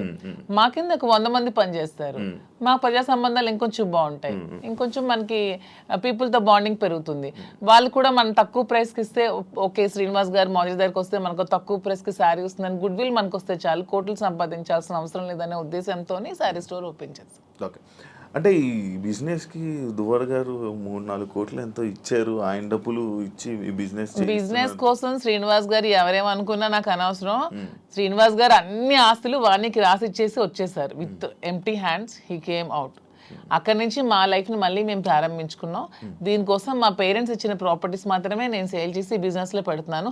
అలానే నాది వేరు శ్రీనివాస్ గారు వేరని మాకు లేదు. మీరు అడిగిన క్వశ్చన్కి ఆన్సర్ చెప్పాం. మా ఇద్దరు తన దగ్గర ఎన్ని కోట్లున్నా నాకు ఇస్తారు. ప్రెసెంట్ లేవు, లాగేసుకున్నారు అందరూ, ఉంటే నాకు ఇస్తారు ఖచ్చితంగా. సో నా దగ్గర ఉన్న ప్రతిదీ అతనిదే. మా ఇద్దరి మధ్యలో నీది నాది అనే తేడా లేదు. అయినా మా ఇద్దరు ఇప్పుడు మొగుడు పల్లాలి. మా ఇద్దరు నాదైనా ఒకటి అతనిదైనా ఒకటి, ఎవరికి సంబంధం లేదు. ఎవరు డబ్బులు పెడితే మీకేంటి ప్రాబ్లం? మీ బిజినెస్ చేస్తున్నావా, మంచి ప్రొడక్ట్ అందిస్తున్నావా అనేది మీరు చూడండి. డబ్బు గురించి ఆయనకి దగ్గర అయ్యారని కూడా టాక్. అది ఫేక్ అదే చెప్తున్నాను కదా. మీరు కావాలంటే అన్ని మొత్తం డాక్యుమెంట్స్ అవన్నీ వెనక్కి తీసుకోండి, ఆస్తులన్నీ రాసిచ్చి తను చెప్తున్నాను 0 బ్యాంక్ బ్యాలెన్స్ తో వచ్చారు నా దగ్గరికి. అందుకే నేను అంటున్నాను, మా బంధం మీరు ఎన్ని కామెంట్ చేసుకున్నా మాది 100% ప్యూర్ లవ్. ఎందుకంటే నేను అతని నుంచి ఏది ఆశించలేదు, 1 రూపాయి ఆశించలేదు. అతను పదవిలో లేరు, నేను పదవిని ఆశించడానికి, అతను డబ్బులు లేవు, డబ్బు ఆశించడానికి. ఏమి ఆశించుకున్నా 100% అతని మనసు, అతని వ్యక్తిత్వం, అతని హానెస్టీ, అతని హంబుల్నెస్ ఇవే చూసి నేను ఇష్టపడ్డాను. దాంతోనే ఇప్పుడు కలిసి ఉన్నాం. అతని దగ్గర ఏ ఆస్తులు లేవు, అన్ని బాణీకి ఇచ్చేసి వచ్చేసారు. ఇటీవల కాలంలో ఒక 2 కోట్ల రూపాయలు విలువైన 2.5 కోట్ల విలువైనటువంటి ఒక అసెట్ విశాఖపట్నంలో అమ్మారు. అలాగే శ్రీకాకుళంలో కూడా కొన్ని ల్యాండ్స్ అమ్మారు. అమ్మి ఈ డబ్బులన్నీ కూడా అక్యుములేట్ చేసి ఈ బిజినెస్. మా ఫాదర్ నాకు ఇచ్చిన ప్రాపర్టీస్ అన్ని నేను ఇప్పుడు అమ్మేశాను. ఎప్పటి నుంచో మా ఫాదర్ నాకు ఇచ్చే 2009 నుంచి అవి నా పేరు మీద ఉన్నవి. ఇప్పుడు బిజినెస్ కోసం నేను అమ్మేసి మరి బిజినెస్ స్టార్ట్ చేశాను. అంటే మీరు స్టార్టింగ్ అంటే ఆయనకి పరిచయం అవ్వక ముందు నుంచి, రాజకీయంలోకి రాకముందు నుంచి మీరు మేము ఫైనాన్షియల్ గా వెల్ సెటిల్డ్. మా ఫాదర్ వాళ్ళు వెల్ సెటిల్డ్, మా హస్బెండ్ వాళ్ళు కూడా వెల్ సెటిల్డ్. అన్ని వెల్ సెటిల్డ్ ఫ్యామిలీ ఫైనాన్షియల్ గా. మాకు ఫైనాన్షియల్ గా ప్రాబ్లమ్స్ కానీ ఏమి కూడా లేవు, ఎప్పుడు కూడా లేవు. వెల్ సెటిల్డ్ ఫ్యామిలీనే. ఇప్పుడు వీటి కోసం మేము ఆస్తులు అమ్మాల్సి వచ్చింది, లేకపోతే ఆస్తులు అమ్మాల్సిన అవసరం కూడా లేదు. ఎందుకంటే ఎలక్షన్ లో ఉన్న డబ్బులు కొంచెం ఉంటే అవి కూడా కోల్పోయాను. మా ఇద్దరు ఉండడానికి ఇల్లు కూడా కట్టుకున్నాం, దానికోసం కొంచెం డబ్బులు పెట్టవలసి వచ్చింది. సో ఇప్పుడు మళ్ళీ బిజినెస్ స్టార్ట్ చేయడానికి ఈ ప్రాపర్టీస్ అమ్మాల్సి వచ్చింది. లైక్ అంటే ఈ కామెంట్స్ రావడానికి గల రీజన్స్ ఏంటంటే, మీరు అది కొన్ని వీడియోస్ మీ డ్యాన్స్ సంబంధించిన వీడియోస్ కొన్ని సోషల్ మీడియాలో వైరల్ అవ్వడం జరుగుతుంది. అది మీరేనా? అది ఇప్పటికీ చెప్తున్నాను, అది నేను కాదు. అసలు ఆ మనిషి కూడా నాలాగా లేదు. అది ఎందుకు ఎవరికి అనిపించింది, ఎవరికి పెట్టాలనిపించిందో కావాలనే కూటమి ప్రభుత్వం వాళ్ళే ఖచ్చితంగా దీన్ని ఈ పిల్ల సైనికులు అంటారు కదా, బచ్చగాళ్ళు, ఆ బచ్చగాళ్ళు ఈ కొంతమంది కలిపి ఐటీడీపీ అని ఏదైనా పేజ్లో పెట్టి అనవసరంగా ట్రోల్ చేశారు. అలానే డాన్స్ చేసే అమ్మాయిని నేనేం కామెంట్ చేయట్లేదు. నాకు రికార్డింగ్ డాన్స్లు, నాకు స్టేజ్ల మీద డాన్స్ చేసుకోవాల్సిన అవసరం నాకైతే ఎప్పుడూ లేదు. ఎనీబడి కెన్ ప్రూవ్ చేసుకోండి. సార్ అప్పుడే చెప్పారు, ప్రూవ్ చేసుకుంటే నేను 1 crore rupees వాళ్ళకి గిఫ్ట్ ఇస్తానని. మొన్న ఛానల్లో కూడా నాకు అవసరం లేదు. అలానే నేను ఒకటే చెప్తున్నాను, ఎవరు బ్రతుకుతారు కోసం వాళ్ళు చేసుకుంటారు. ఇదే డాన్స్ స్టేజ్ మీద పబ్లిక్ గా బట్టలు ఇప్పి చేస్తున్నారు, వాళ్ళేమో హీరోయిన్లు అంటున్నారు. స్టేజ్ మీద చేస్తే స్టేజ్ రికార్డింగ్ డాన్సర్లు అన్నారు, నానా రకాల పేరు పడుతున్నారు. నేను ఎవరు అమ్మాయిని కామెంట్ చేయట్లేదు. నాకైతే మీరు వెళ్ళి మా ప్లేస్ లో ఎంక్వైరీ చేసుకోండి, నేను పుట్టిన ప్లేస్ లో, మా అత్తగారి ప్లేస్ లో. ఈ విమర్శలు చేసేవాళ్ళు ఎవరైనా ఆ అమ్మాయి మాధురి అని ప్రూవ్ చేస్తే 1 crore ఇస్తాం. ఒకవేళ వాళ్ళు ప్రూవ్ చేయలేకపోతే వాళ్ళు సరెండర్ అవుతామంటే అమ్మాయి ఎవరో కూడా మేమే తెచ్చి పెడతాం. ఎందుకు అమ్మాయిని బయటకు లాగాలి, పెళ్లి చేసుకునే హ్యాపీగా ఉంది కాబట్టి. మాకు అమ్మాయి తెలుసు, అది ఏ రికార్డింగ్ డ్యాన్స్ ట్రూపో కూడా తెలుసు. కానీ అలాగ అమ్మాయినే మాధురి అని చూపించిన వాళ్ళకి నేను అంటున్నాను, 1 crore మీకు బహుమానం కింద ఇస్తాను, దయచేసి అది ప్రూవ్ చేయండి అంటున్నాను. అంటే ఎందుకు చీప్ అంత ట్రిక్స్ ప్లే నీచంగా, చేయడం, అంత ట్రోల్ నీచంగా చేసి ఎందుకు చేయవలసిన అలా ట్రోల్ అవసరం చేయాల్సిన అవసరం ఏమొస్తుంది? ఏముందో నాకు అర్థం కాదు. అలా చేస్తే ఏమొస్తుంది? అంటే ఇప్పుడు మాధురికి నాకు మేము ఒక మనసుతో ఉన్నాం కదా మరి అలా చేస్తే ఏమొస్తుంది మీకు? ఎవడా చేసేవాడు ఎవడు? రికార్డింగ్ ఆ డాన్స్ చేసేవాడు చేసి ఎవడు? అమ్మాయిని పెళ్లి చేసుకో, రికార్డింగ్ డాన్స్ అమ్మాయిని ఓవర్సీని పెళ్లి చేసుకుని నీకేంటి నొప్పి, పెట్టినోడికి ఏంటి నొప్పి? అలాగైతే మీరు డాన్స్ చేసి మీరే ఒప్పుకున్నట్టు. నేను కాదు కదా, కాదనే నేను సవాల్ కాదు, నేను ఒప్పుకోవడానికి అమ్మాయి నేను కాదు. నేనైతే నిజంగా నేను ఒప్పుకుంటాను. I'm very bold and straight forward. నేను ఒప్పుకుంటాను. If it is me I will agree. నేనే అదా, నేను డాన్స్ చేసిన వీడియోస్ చాలా ఉన్నాయి, నేను పెట్టుకుంటున్నాను కదా. నేనే పెట్టుకుంటాను. నేను అది కానప్పుడు నేను ఎలా ఒప్పుకుంటాను? అలానే అదే అంటున్నాను, ఒకవేళ డాన్స్ చేసిన అమ్మాయినే దువ్వాసం చేసుకుంటే మీకేంటి పెయిన్? అమ్మాయి మాత్రం అమ్మాయి కాదా, ఆడపిల్ల కాదా? ఎందుకు అంత ట్రోల్ చేయాల్సిన అవసరం ఏముంది? అంత నెగిటివిటీ స్ప్రెడ్ చేయాల్సిన అవసరం ఏముందని అడుగుతున్నాను నేను. ఒకవేళ ఆ అమ్మాయే మాధురి అని ప్రూవ్ చేయాలనుకుంటే 1 crore బహుమతి ఇస్తాం, తీసుకురండి అంటున్నాం. ఎవరైతే వచ్చారో వాళ్ళకి. అంటే ఇప్పుడంటే ఏ జనరేషన్ వచ్చేసింది, ఫేసులు మార్పిడి ఇది ఇది. ఆ వీడియో చూస్తే అప్పుడెప్పుడు 2003 2000 ఆమె వయసు ఎంత తెలుసు? ఏమండి నాకు ఇప్పుడు 34 years అండి. 2000 అన్న ఏజ్ ఎంత ఉంటది? ఓకే, ఆ వీడియో ఎప్పుడు ఉంటుంది? చాలా ఓల్డ్. నేను 2000 అన్న ఏజ్ ఎంత ఉంటుంది చెప్పండి? 2005 లో నేను 10th. నాకు ఎంత ఏజ్ ఉంటుంది? నాకు అయితే 2010 11 అప్పుడు నేను ఎంత పిల్లని ఉంటాను? ఆ అమ్మాయి అంత డాన్స్ నేను ఎలా చేయగలను? కొంచెం నా పోనీ అట్లీస్ట్ నా చిన్నప్పుడు ఫోటోలు ఏవో చూపిస్తే మీకు తెలుస్తుంది. ఎప్పుడో మాదిరి చూపిస్తున్నారు కదా. అట్లీస్ట్ 2005 లో నేను 10th. పోనీ అప్పుడు నాతో చదువుకున్న వాళ్ళకి తెలుస్తుంది కదా. ఏదో మీలాంటి వాళ్ళు నమ్మాలి, ఎవరు తెలియని వాళ్ళు. తెలిసిన వాళ్ళకి ఏంటో తెలుసు. నమ్మడం కాదు చెప్తున్నా, అంటే మీరు చూస్తే ఎలా అనిపిస్తుంది? నాకు ఎక్కడ అనిపించట్లేదు, మా వాళ్ళకి ఎవరికి అనిపించట్లేదు. మీకు ఎలా అనిపిస్తుందేమో మరి, మాకైతే తెలియదు. మా అందరికీ తెలుసు, ఎవరు మా జిల్లా అందరికీ తెలుసు అది నేను కాదని. ఇంక మిగతా వాళ్ళు నమ్మితే నమ్మొచ్చేమో కానీ ప్రతి ఒక్కరికి తెలుసు. ఇంక నమ్మినా నమ్మకపోయినా పర్వాలేదు, నేను అనుకున్నా కూడా ఐ డోంట్ కేర్ అంటున్నాను. పోనీ అమ్మాయి కూడా డాన్స్ బాగా చేస్తుంది అనుకుంటే అనుకోండి, దానిలో ఐ డోంట్ కేర్. శ్రీకాకుళం నుంచి వచ్చిన ఒక క్వశ్చన్, ఒక పాయింట్ ఏంటంటే, మాధురి గారు శ్రీని గారికి మందు పెట్టి ఆయన దాన్ని ఏదో అంటారు, ఆయన వలలో వేసుకుని వసీకరణ వలలో వేసుకుని వలలో బుట్లో పెట్టుకున్నది ఆ టైపు. సరే, మందు పెట్టి ఇలా చేయడం వల్ల, లేకపోతే ఈ ఏజ్ లోనే ఆయనకి అవసరం ఏంటి? సరే ఓకే, ఎవడైతే క్వశ్చన్ అడిగాడో వాడికి ఒకటి అడుగుతున్నాను. మందు పెట్టి శ్రీనివాస్ దగ్గర నేనేం తీసుకోవాలో చెప్పండి అని అడుగుతున్నాను. డబ్బుందా? లేదు. పోనీ అట్లీస్ట్ ఏజా? లేదు. అంటే ఇప్పుడు డబ్బు లేదు కానీ స్టార్టింగ్ లో ఆయన దగ్గర డబ్బు ఉండేది. ఇప్పుడు నేను వచ్చినప్పుడు ఏం లేదు. 2022లోనే ఇచ్చేసారా మీరు? ముందు నుంచి వాళ్ళ ప్రాపర్టీస్ అన్ని ఉన్నాయి. ఏ రోజు కూడా నేను 1 రూపీ కూడా అంతగా తీసుకోలేదు. తన పేరునే ఉన్నాయి, తర్వాత మిగతా రాసేస్తారు. రీసెంట్ గా 4 నెలల క్రితం జాఫర్ గారికి ఇంటర్వ్యూ ఇచ్చిన టైంలో కూడా she saying everything false allegations అండి. నాకేం రాసి ఇవ్వలేదు, నాకు అసలు ఏం లేదు, ఆయన ఇలా దూరం ఉండి ఇలాగా ఇల్లు ఇచ్చేసాను, ఈ ఇల్లు ఇచ్చేసాను అని చెప్తున్నారా తప్ప నాకు ఎటువంటి ప్రాపర్టీ ఏమి ఇవ్వలేదు. ఆ ఫ్యాక్టరీ రాసేసిన డాక్యుమెంట్స్ ఉన్నాయి. ఎన్నికలకు ముందే, ఎన్నికలకు 20-25 days ముందే రాసేసాను అన్ని. నా పేరున ఏదైతే ఉన్నాయో నా పేరున మీరు ఇవి తీయండి. మా ఎఫిడవిట్ వేస్తాం కదా, ఎమ్మెల్యేగా పోటీ చేస్తున్నప్పుడు ఎఫిడవిట్ లో ఏ అసెట్స్ ఉన్నాయో మీకు తెలుస్తాయి. ఆ అసెట్స్ ఈ రోజుకి నా పేరున ఉంటే you can anybody can challenge. ఈ రోజు ఆ అసెట్స్ నా పేరున ఉండాలి కదా. మొన్న నా పేరున ఎఫిడవిట్ లో ఎమ్మెల్యేగా పోటీ చేసినప్పుడు ఉండే అసెట్స్ ఇప్పుడు ఎందుకు లేవు?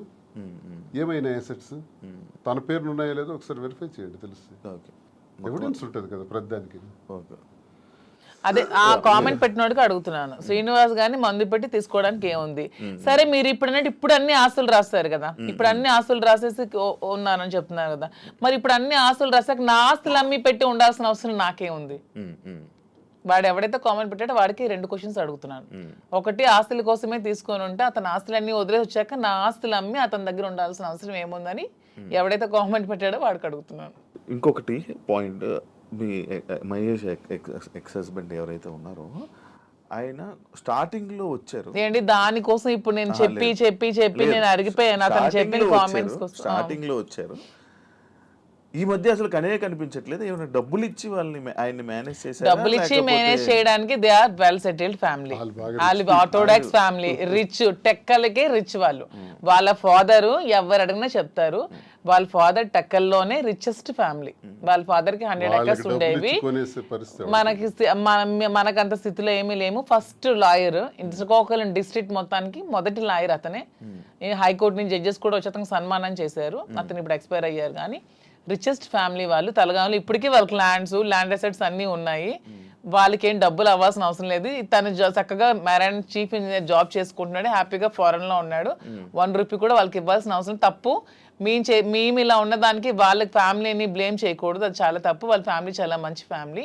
వాళ్ళేం ఫైనాన్షియల్ గా మా దగ్గర ఏముందని మీ వాళ్ళకి ఇవ్వడానికి? ఇప్పుడు మ్యూచువల్ అండర్స్టాండింగ్, మేము మ్యూచువల్ కన్సర్న్ తోనే మేము విడిపోయాం. మా దగ్గర ఏముంది మీ వాళ్ళకి ఇవ్వడానికి? ఇప్పుడు ఎవరు చేయాల్సిన అవసరం లేదు. మీ దగ్గర ఉన్నాయా? వాళ్ళు ఆస్తులు అమ్ముతున్నాం, అదే ఆస్తులు బిజినెస్ కోసం ఆస్తులు అమ్ముతున్నాం. చాలా వరకు అమ్మాలి, పెట్టుబడులు చాలా ఎక్కువ అవసరం కదా, కొంచెం భారీగానే చేయాలనుకుంటున్నాం కాబట్టి బిజినెస్. సో అందుకని వాళ్ళని తప్పు పట్టడం అనేది చాలా తప్పు. వాళ్ళని ఎవరైతే కామెంట్ చేస్తారు దేవుడు కూడా క్షమించుడు అలా అంటే, అది చాలా తప్పు. వాళ్ళని ఇందులో లాక్కూడదు. ఇప్పుడు మీరు పూర్తిగా హైదరాబాద్ లో ఉంటారా లేకపోతే ఇక్కడ? శ్రీనివాస్ గారు కంప్లీట్ గా అక్కడే ఉంటారండి. నేను హైదరాబాద్ లో ఉంటూ చూసుకుంటాను. శ్రీనివాస్ గారు అవసరం ఇక్కడ ఏదైనా నాకు ఉందనిపించినప్పుడు తను వచ్చి వెళ్తూ వస్తుంటాం. మీరైతే ఇంకెక్కడే? నేను ఇక్కడే ఉంటాను. హైదరాబాద్ లో అంటే ఇక్కడ చాలా మంది బొటిక్లు ఉన్నాయి, లైక్ మీది కూడా ఒక బొటిక్ లాంటిదే కదా? నాది బొటిక్ కాదండి, కంప్లీట్ స్టోర్. Complete store. ఇక్కడ చాలా స్టోర్స్ ఉన్నాయి, చాలా బొటిక్స్ ఉన్నాయి. ఇప్పుడు యూత్ కానీ లేకపోతే ఇప్పుడు రీసెంట్ టైమ్స్లో అందరూ బొటిక్స్ వైపు లేకపోతే అటువైపు ఎక్కువ అవగాహన చూపిస్తున్నారు, లైక్ అవి తీసుకుందాం అవి చేసుకుందాం అనేవి. బట్ మీది ఎందుకు సక్సెస్ అవుతుందని అనుకుంటున్నారు? మీరు అన్ని ఉండగా మీ దగ్గరికి ఎందుకు రావాలి? ఆఫ్ కోర్స్ కరెక్ట్ పాయింట్ అడిగారు. అన్ని ఉండగా నేను సక్సెస్ అవుతానని నమ్మకం నాకుంది. ఎందుకంటే నేను ఫస్ట్ ఆఫ్ ఆల్ నేను ప్రతి ఉమెన్ కి కూడా క్వాలిటీ ప్రొడక్ట్ ఇవ్వాలనుకుంటున్నాను.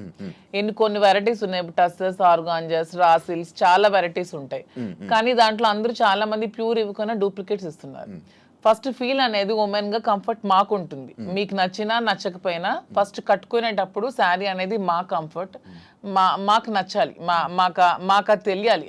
ఈ ప్యూరిటీ అనేది నాకు తెలియాలి, శారీ ప్యూరిటీ కానీ శారీ కంఫర్ట్ కానీ నాకు తెలియాలి. అదే మేము థీమ్తో ఫస్ట్ నేను ప్యూరిటీ అనేది కస్టమర్కి ఇవ్వాలనుకుంటున్నాను. సో ఈ సోకాల్డ్ ఈ షాప్స్, ఈ బొటిక్స్ లాగా డబ్బుల కోసం మేము వ్యాపారం చేయట్లేదు. మాధురి దగ్గరికి వెళ్తే మాకు ఖచ్చితంగా ఒక మంచి క్వాలిటీ తక్కువ రేట్లో బడ్జెట్లో వస్తుందనే నేను మోటోనే పెట్టుకున్నప్పుడు when compare to other shops నా దగ్గర రేట్ తక్కువ ఉన్నప్పుడు కస్టమర్ అనేవాళ్ళు నా దగ్గరికే వస్తారు. వచ్చినప్పుడు వాళ్ళు వెళ్ళేటప్పుడు హ్యాపీగా వెళ్తారు. సో వెళ్ళేటప్పుడు మళ్ళీ సెకండ్ టైం వస్తారు. నేను కూడా ప్రతి బ్రాండ్స్కి ఏదో హీరోయిన్స్ను సెలబ్రిటీనే పెట్టుకునే వదిలే నా కస్టమర్స్ని నేను బ్రాండ్గా పెట్టుకుంటే వాళ్ళకే తక్కువ రేట్కి ఇస్తే వాళ్ళే నా కస్టమర్స్ నాకు బ్రాండ్ అంబాసిడర్స్ అవుతారు.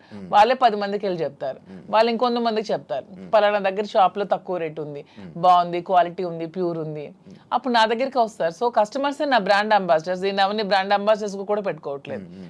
ఇప్పుడు నా దానికి నేనే బ్రాండ్ అంబాసిడర్గా ఉన్నాను. ఫ్యూచర్లో నా కస్టమర్స్నే బ్రాండ్ అంబాసిడర్గా చేసుకుందాం అనుకున్నా. నేనే మోడల్స్ని కానీ హీరోయిన్స్ కానీ అవన్నీ కూడా చేసుకోవట్లేదు. వాళ్ళకి కోట్లు లక్షలు ఇచ్చే బదులు నా కస్టమర్ తక్కువ ప్రైస్లో ఇస్తే వాళ్ళే నా బ్రాండ్ అంబాసిడర్గా ఉంటారని నేను అనుకుంటున్నాను. సో ప్యూరిటీ, క్వాలిటీ, రేట్ రీజనబుల్గా ఉన్నప్పుడు నా దగ్గర కాకుండా కస్టమర్ ఎక్కడికో ఎందుకు వెళ్తాడు? నాకు డబ్బులు అవసరం లేదు, నాకు కావాల్సింది గుడ్ విల్, ప్రజలతో సత్సంబంధాలు బాగుండాలి. ఎందుకంటే మేము రాజకీయంగా ప్రజా జీవితంలోంచి వచ్చాం కాబట్టి ప్రజలతోనే మా జీవితం ఎక్కువ ముడిపడి ఉంది కాబట్టి ప్రజలకి ఏం కావాలి, ఎలా ఉంటే మేము నచ్చుతాం అనేది మాకు ముందు నుంచి తెలుసు. కాబట్టి మేము వాళ్ళతో ఉన్న రిలేషన్షిప్ మెయింటైన్ చేయాలనుకుంటున్నాం. కాబట్టి వాళ్ళకి మేము తక్కువ ప్రైస్లో క్వాలిటీ శారీ ఇచ్చి ఓకే మాధురి దగ్గర శారీ బాగుంటుందన్న good will with in few days లో సంపాదించుకుంటాను. అప్పుడు మీరే రేట్ పెంచిన జనాలు తెలిసిపోతుంది ఖచ్చితంగా. అది నాకు అవసరం లేదంటున్నాను. ఇప్పుడు నాకు అసలు లాభం లేకుండా అనను. ఇప్పుడు వీవర్స్ దగ్గర నుంచి 10,000కి వచ్చినప్పుడు కొన్ని షాప్స్ లో ఎక్కువ లాభాపేక్షతో అవి 1,00,000కి 2 లక్షలకి అమ్ముతున్నారు. అలా కాకుండా ట్రాన్స్పోర్ట్ కి మాకున్న గమనించింది అంటే మాధురికి ఫ్యాషన్ పట్ల ఎక్కువ ప్యాషన్ ఉంది కాబట్టి నేను బిజినెస్లో రంగంలో నాకు కొంత అనుభవం బట్టి నేనేం చెప్పానంటే మనకి ఎప్పుడు కూడా క్వాలిటీ ఉండాలి, నాణ్యత ఉండాలి. అసలు ఏంటి ఈ రంగం ఏంటి, అసలు ఈ శారీ ఫీల్డ్ ఏంటి, ఈ పట్టు ఫీల్డ్ ఏంటి, పట్టు సిల్క్ ఏంటి ఒకసారి నా కళ్ళారా చూడాలని నీకు తెలుసు కాబట్టి నేను తర్వాత వెళ్ళాను. వారణాసి వెళ్ళాము, కోల్కతా వెళ్ళాము, తర్వాత ఇది ధర్మవరం వెళ్ళాము, కంచి, బెంగళూరు, సేలం, కోయంబత్తూర్, ఇలాగ చాలా ప్లేసులు, యాడికి ఇలాంటి ప్లేసుల్లోకి వెళ్ళి డైరెక్ట్గా మగ్గందారుల దగ్గరికి, నేతన్నల దగ్గరికి వెళ్ళాం. నేతన్న పరిస్థితి మేము అక్కడ చూస్తే ఆయన కష్టపడి ఆ నేసే చీర, ఒక చీర నేయటానికంట 1 నెల రోజులు కూడా పడుతుంది, 2 నెలలు పడుతుంది, కొన్ని చీరలు 15 రోజులు పడుతుంది. ఆ చీర ఇంత కష్టపడుతున్నారు కదా, నువ్వు ఎంత అన్నా సంపాదిస్తున్నావు, నీకు ఎంత ఇస్తున్నారంటే ఆయన చెప్పే లెక్కలు చూస్తే ఆయన కూలి కూడా ఆయనకి చాలట్లా, మళ్ళీ కూలి బ్రతికే. అంటే ఇక్కడ నేను అబ్జర్వ్ చేసింది అంటే ప్రజా జీవితం గడిపిన మాకు ఇంత కష్టపడి ఒక క్వాలిటీ శారీ 15 రోజులు కష్టపడి, 24 రోజులు కష్టపడి చేస్తే ఆయనకు మిగిలింది కూల, అంతకన్నా పెద్దోడు కాడా? నెంబర్ 1.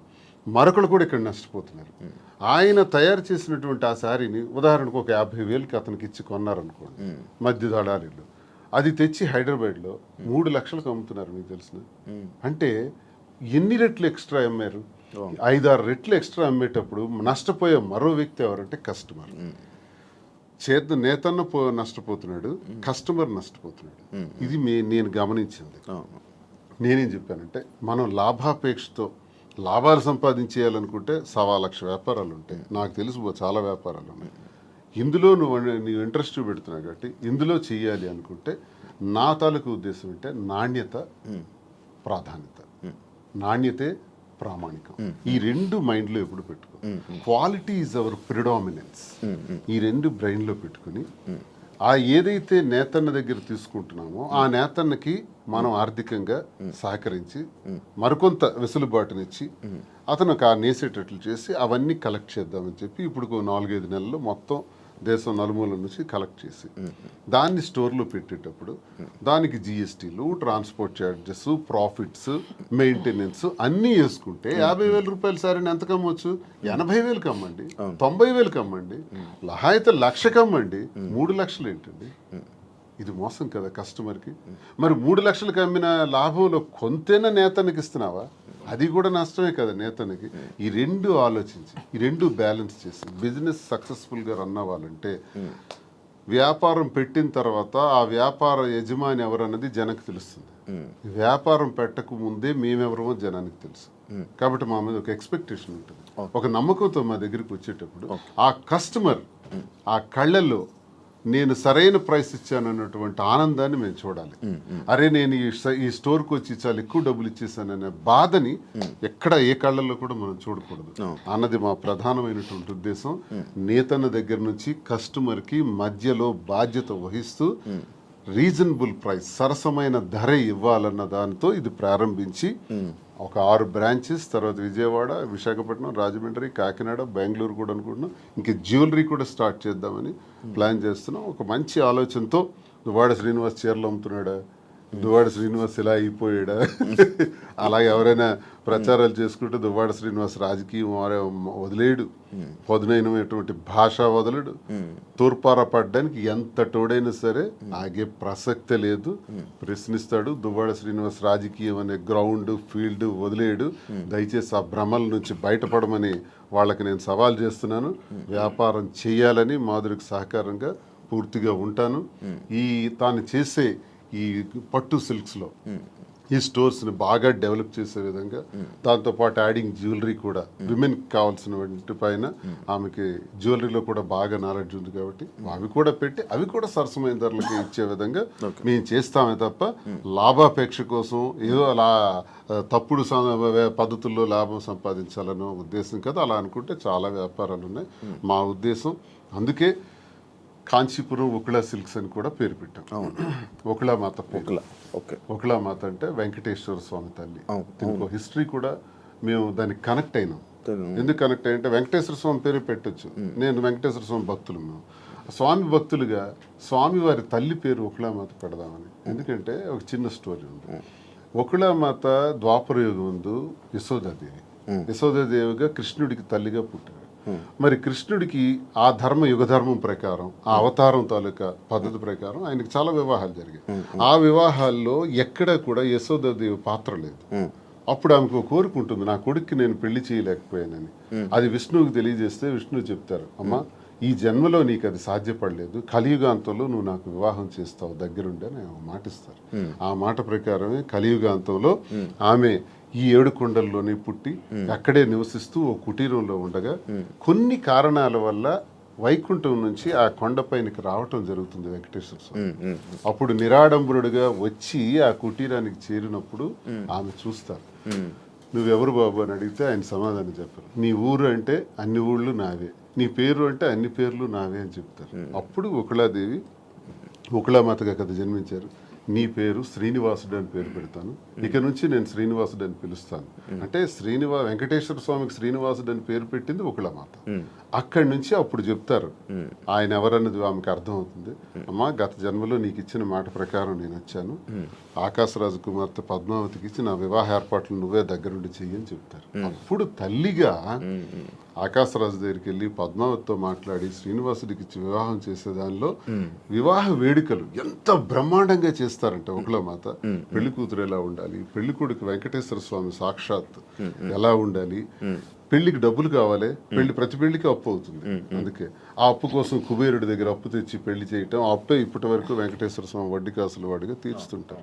సో మేమెందుకు కనెక్ట్ అయినామంటే సాంప్రదాయాలకు నెలవైన, పెళ్లిళ్లకు నెలవైన, మంచి హస్తవాసి కలిగిన ఆ వెంకటేశ్వర స్వామి వారి తల్లి ఉకుళామాత పేరుని కాంచీపురం పట్టు సిల్క్స్ కి నెలవైన ఆ ప్రాంతాన్ని కంచి కామాక్షిదేవి ఆశీస్సులతో కాంచీపురం ఉకుళ సిల్క్స్ అని పేరు పెట్టి ఈ పట్టు చీరలు ఏదైతే మేము అమ్ముతామో సాంప్రదాయాలకు నెలవైన అమ్మవారి ఆశీస్సులతో ప్రతి ఒక్కరి చేతికి తాకాలని, వారి పాదాలని, వెంకటేశ్వర స్వామి విగ్రహం కూడా అక్కడ పెడుతున్నాం, ఉకుళామాత విగ్రహం కూడా ఉంటాయి, వారి పాదాలకు తాకి ఆ వస్త్రాలను అందరికీ అందజేయాలనే ఉద్దేశంతో కాంచీపురం ఉకుళ సిల్క్స్ అని పేరు పెట్టాం. అందుకు మీకు స్టోరీ తెలియజేస్తాను. ఇది ఒక దీని మీద ఇంత ఎక్సర్సైజ్ చేసామని చెప్పడానికి మీకు నేను తెలియజేస్తాను. ఇంత కష్టపడి ఇంత ఎక్సర్సైజ్ చేసి లాభాపేక్ష కోసం చేసింది కాదు, ఒక గుడ్ విల్ పెంచుకోవటానికి, మరింత సేవలు వ్యాపార రంగం ద్వారా కూడా అందించడానికి ప్రజలకు ఇది మేము చేస్తున్నాం. మీ యూట్యూబ్ ఛానల్ ఎలా నడుస్తుంది? బాగా నడుస్తుంది? లేదండి, షాప్ గోల్లో పడి యూట్యూబ్ ఆపేసాను, చాలా రోజులు అయింది.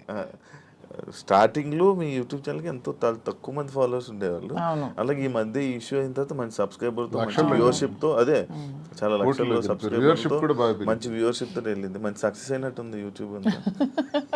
రెవెన్యూ పరంగా వచ్చింది నాకు. స్టార్ట్ చేసిన 1 month లోనే 2 lakhs ఎంత వచ్చింది యూట్యూబ్ లో. ఆ పిల్లలే తీసుకుంటున్నారు, వీడియోస్ పెడతారు వాళ్ళే.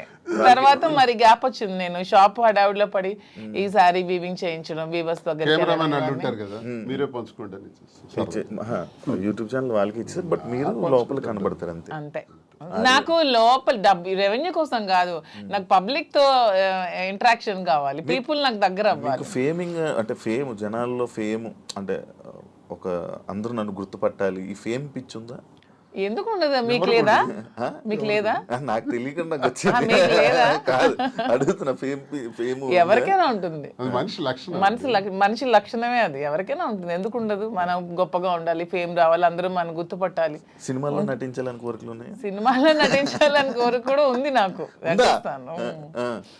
ట్రై చేస్తున్నా. లేదు, ఇంతవరకు ఎప్పుడు ట్రై చేయలేదు, చూద్దాం ఎప్పుడైనా. ఓ సినిమా మీ ఇద్దరేనా? అలానే కాదు, నాకు మంచి అంటే విలన్ క్యారెక్టర్లు చేయాలని ఉంది, మంచి విలన్ రోల్స్. అలా సీరియల్స్ చూస్తారా? లేదు, సీరియల్స్ అలవాట్లేదు నేను ఎంతవరకు ఎప్పుడు ఒక సీరియల్ కూడా చూడలేదు. మీరు పంపిస్తారా సినిమా యాక్టింగ్ ఇంట్రెస్ట్? నాకు ఇంట్రెస్ట్, సినిమా తీసాం కదా ఇద్దరు, వాలంటీర్ అని ఒక సినిమా తీసి రిలీజ్ చేసాం. Okay okay. నాకు ఇంట్రెస్ట్ ఫీల్డ్, ఎందుకంటే చేయడానికి తప్పే ఉంది, అవన్నీ హాబీస్, అవి ఇంట్రెస్ట్, తప్పేం లేదు. యా సార్, ఇది ఈ బొట్టు ఎందుకు సార్ ఇలా పెడతారు? ఇంత అమ్మవారి బొట్టు. ఓకే, అంటే మిమ్మల్ని ఎప్పుడు ఫ్రేమ్లో చూసినా బొట్టు అలా ఉంటూనే ఉంటుంది. అసలు నాకు తెలిసి హిందూ సాంప్రదాయ ప్రకారం ప్రతి ఒక్కరు కూడా బొట్టు పెట్టుకోవాలి, అది అబ్బాయిలైనా అమ్మాయిలు కానీ. మీ మధ్యన ట్రెండ్ ఫాలో అవుతూ మీరు పెట్టుకోరు, శ్రీనివాస్ గారు సాంప్రదాయం పాటిస్తూ పెట్టుకుంటారు. యాక్చువల్ గా మధుర మీనాక్షి అమ్మవారు బొట్టు ఎప్పుడు తెచ్చుకొని ఎప్పుడు అదే ఉంటాయి, సూట్ కేసులో కానీ, కారులో కానీ, ఎక్కడైనా బాక్సులు ఉంటాయి, ఎక్కడైనా సరే అది పెట్టే బయటకు వస్తాయి. ఇంక ఇంట్లో ఉన్నామన్నా జస్ట్ ఉంటుంది లైట్ గా. ఈ బిజినెస్ పెడుతున్నారు, అంత బాగుంది, మళ్ళీ పొలిటికల్ ఎంట్రీ ఏమైనా ఉందా? పొలిటికల్ గా వెళ్తారు? మళ్ళీ పొలిటికల్ ఎంట్రీ ఏంటి? మేము పాలిటిక్స్ లోనే ఉన్నాం, మళ్ళీ ఎంట్రీ ఏంటి? అదే, this is just short break అంతే. ఇప్పుడు నెక్స్ట్ మళ్ళీ శ్రీనివాస్ గారి fire, Madhuri fire, double fire తో వెళ్తాం పాలిటిక్స్ లోకి. జస్ట్ చిన్న బ్రేక్ తీసుకున్నాం అంతే. ఈ బ్రేక్ లో ఏమైనా దూరం అయిపోతారేమో? దేనికి దూరం అయిపోతాం? ఎవరికైనా మేము ప్రజలకు దగ్గరగా ఉన్నాం, ఎవరు మమ్మల్ని ప్రజల నుంచి దూరం చేయలేరు కదా. శ్రీనివాస్ గారు మాస్ బేస్డ్ లీడర్, తను మ్యాన్ ఆఫ్ మాసెస్ అన్నట్టు. తన క్యాడర్ తో గానీ ఎవరితో గానీ సంబంధాలు ఉండవు, తనకి డైరెక్ట్ పీపుల్ తో సంబంధం. ఎప్పుడైనా డైలాగులు చెప్పారా, మాస్ డైలాగులు మీకు ఎప్పుడైనా ఓ సినిమా? బోల్డ్ అని ఒకసారి ఒక డైలాగ్ చెప్పండి సార్, బాలయ్య గురించి బోల్డ్ చెప్పండి. అని డైలాగులు, బోల్డ్ అని స్పీచ్లు, బోల్డ్ అని క్లాసెస్ అవన్నీ ఎప్పుడు అవుతూనే ఉంటాయి శ్రీనివాస్ గారి నుంచి. He is completely mass based leader. Duvvada Srinivas అంటే మరి మీకు తెలుసో లేదో కానీ అదే శ్రీకాకుళం మీకు కూడా తెలియాలి. అప్పటి నుంచే బాంబుల్ శ్రీని అనేవాళ్ళు దువ్వాడ శ్రీనివాస్ కి. ఒక రౌడీ, ఒక మాస్ లీడర్, పీపుల్ దగ్గరగా ఉంటాడు, ప్రజల కోసం ఎన్నో పోరాటాలు చేశాడు.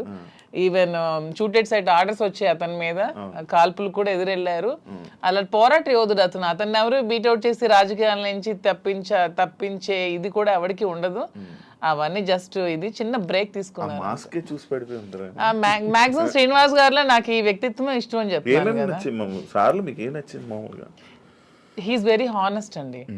ఎప్పుడు కూడా నాకు తెలిసి ఇంతవరకు నేను ఈ 5 years నేను రాజకీయాలు ఉన్నప్పుడు ఎంతో మంది వచ్చి అతని దగ్గర మేము ఇవి ఇస్తాం, ఎంత డబ్బులు ఇస్తాం, మాకు ఇది చేయండి, మాకు ఇది ఇస్తాం, ఈ ట్రాన్స్ఫర్ చేయండి అన్నప్పుడు ఏ రోజు కూడా 1 రూపీ కూడా ఎవరి దగ్గర కూడా ఆశించని వ్యక్తి ఎవరైనా ఉన్నారంటే పాలిటిక్స్ లో దువ్వాడ శ్రీనివాస్ ఒక్కలే.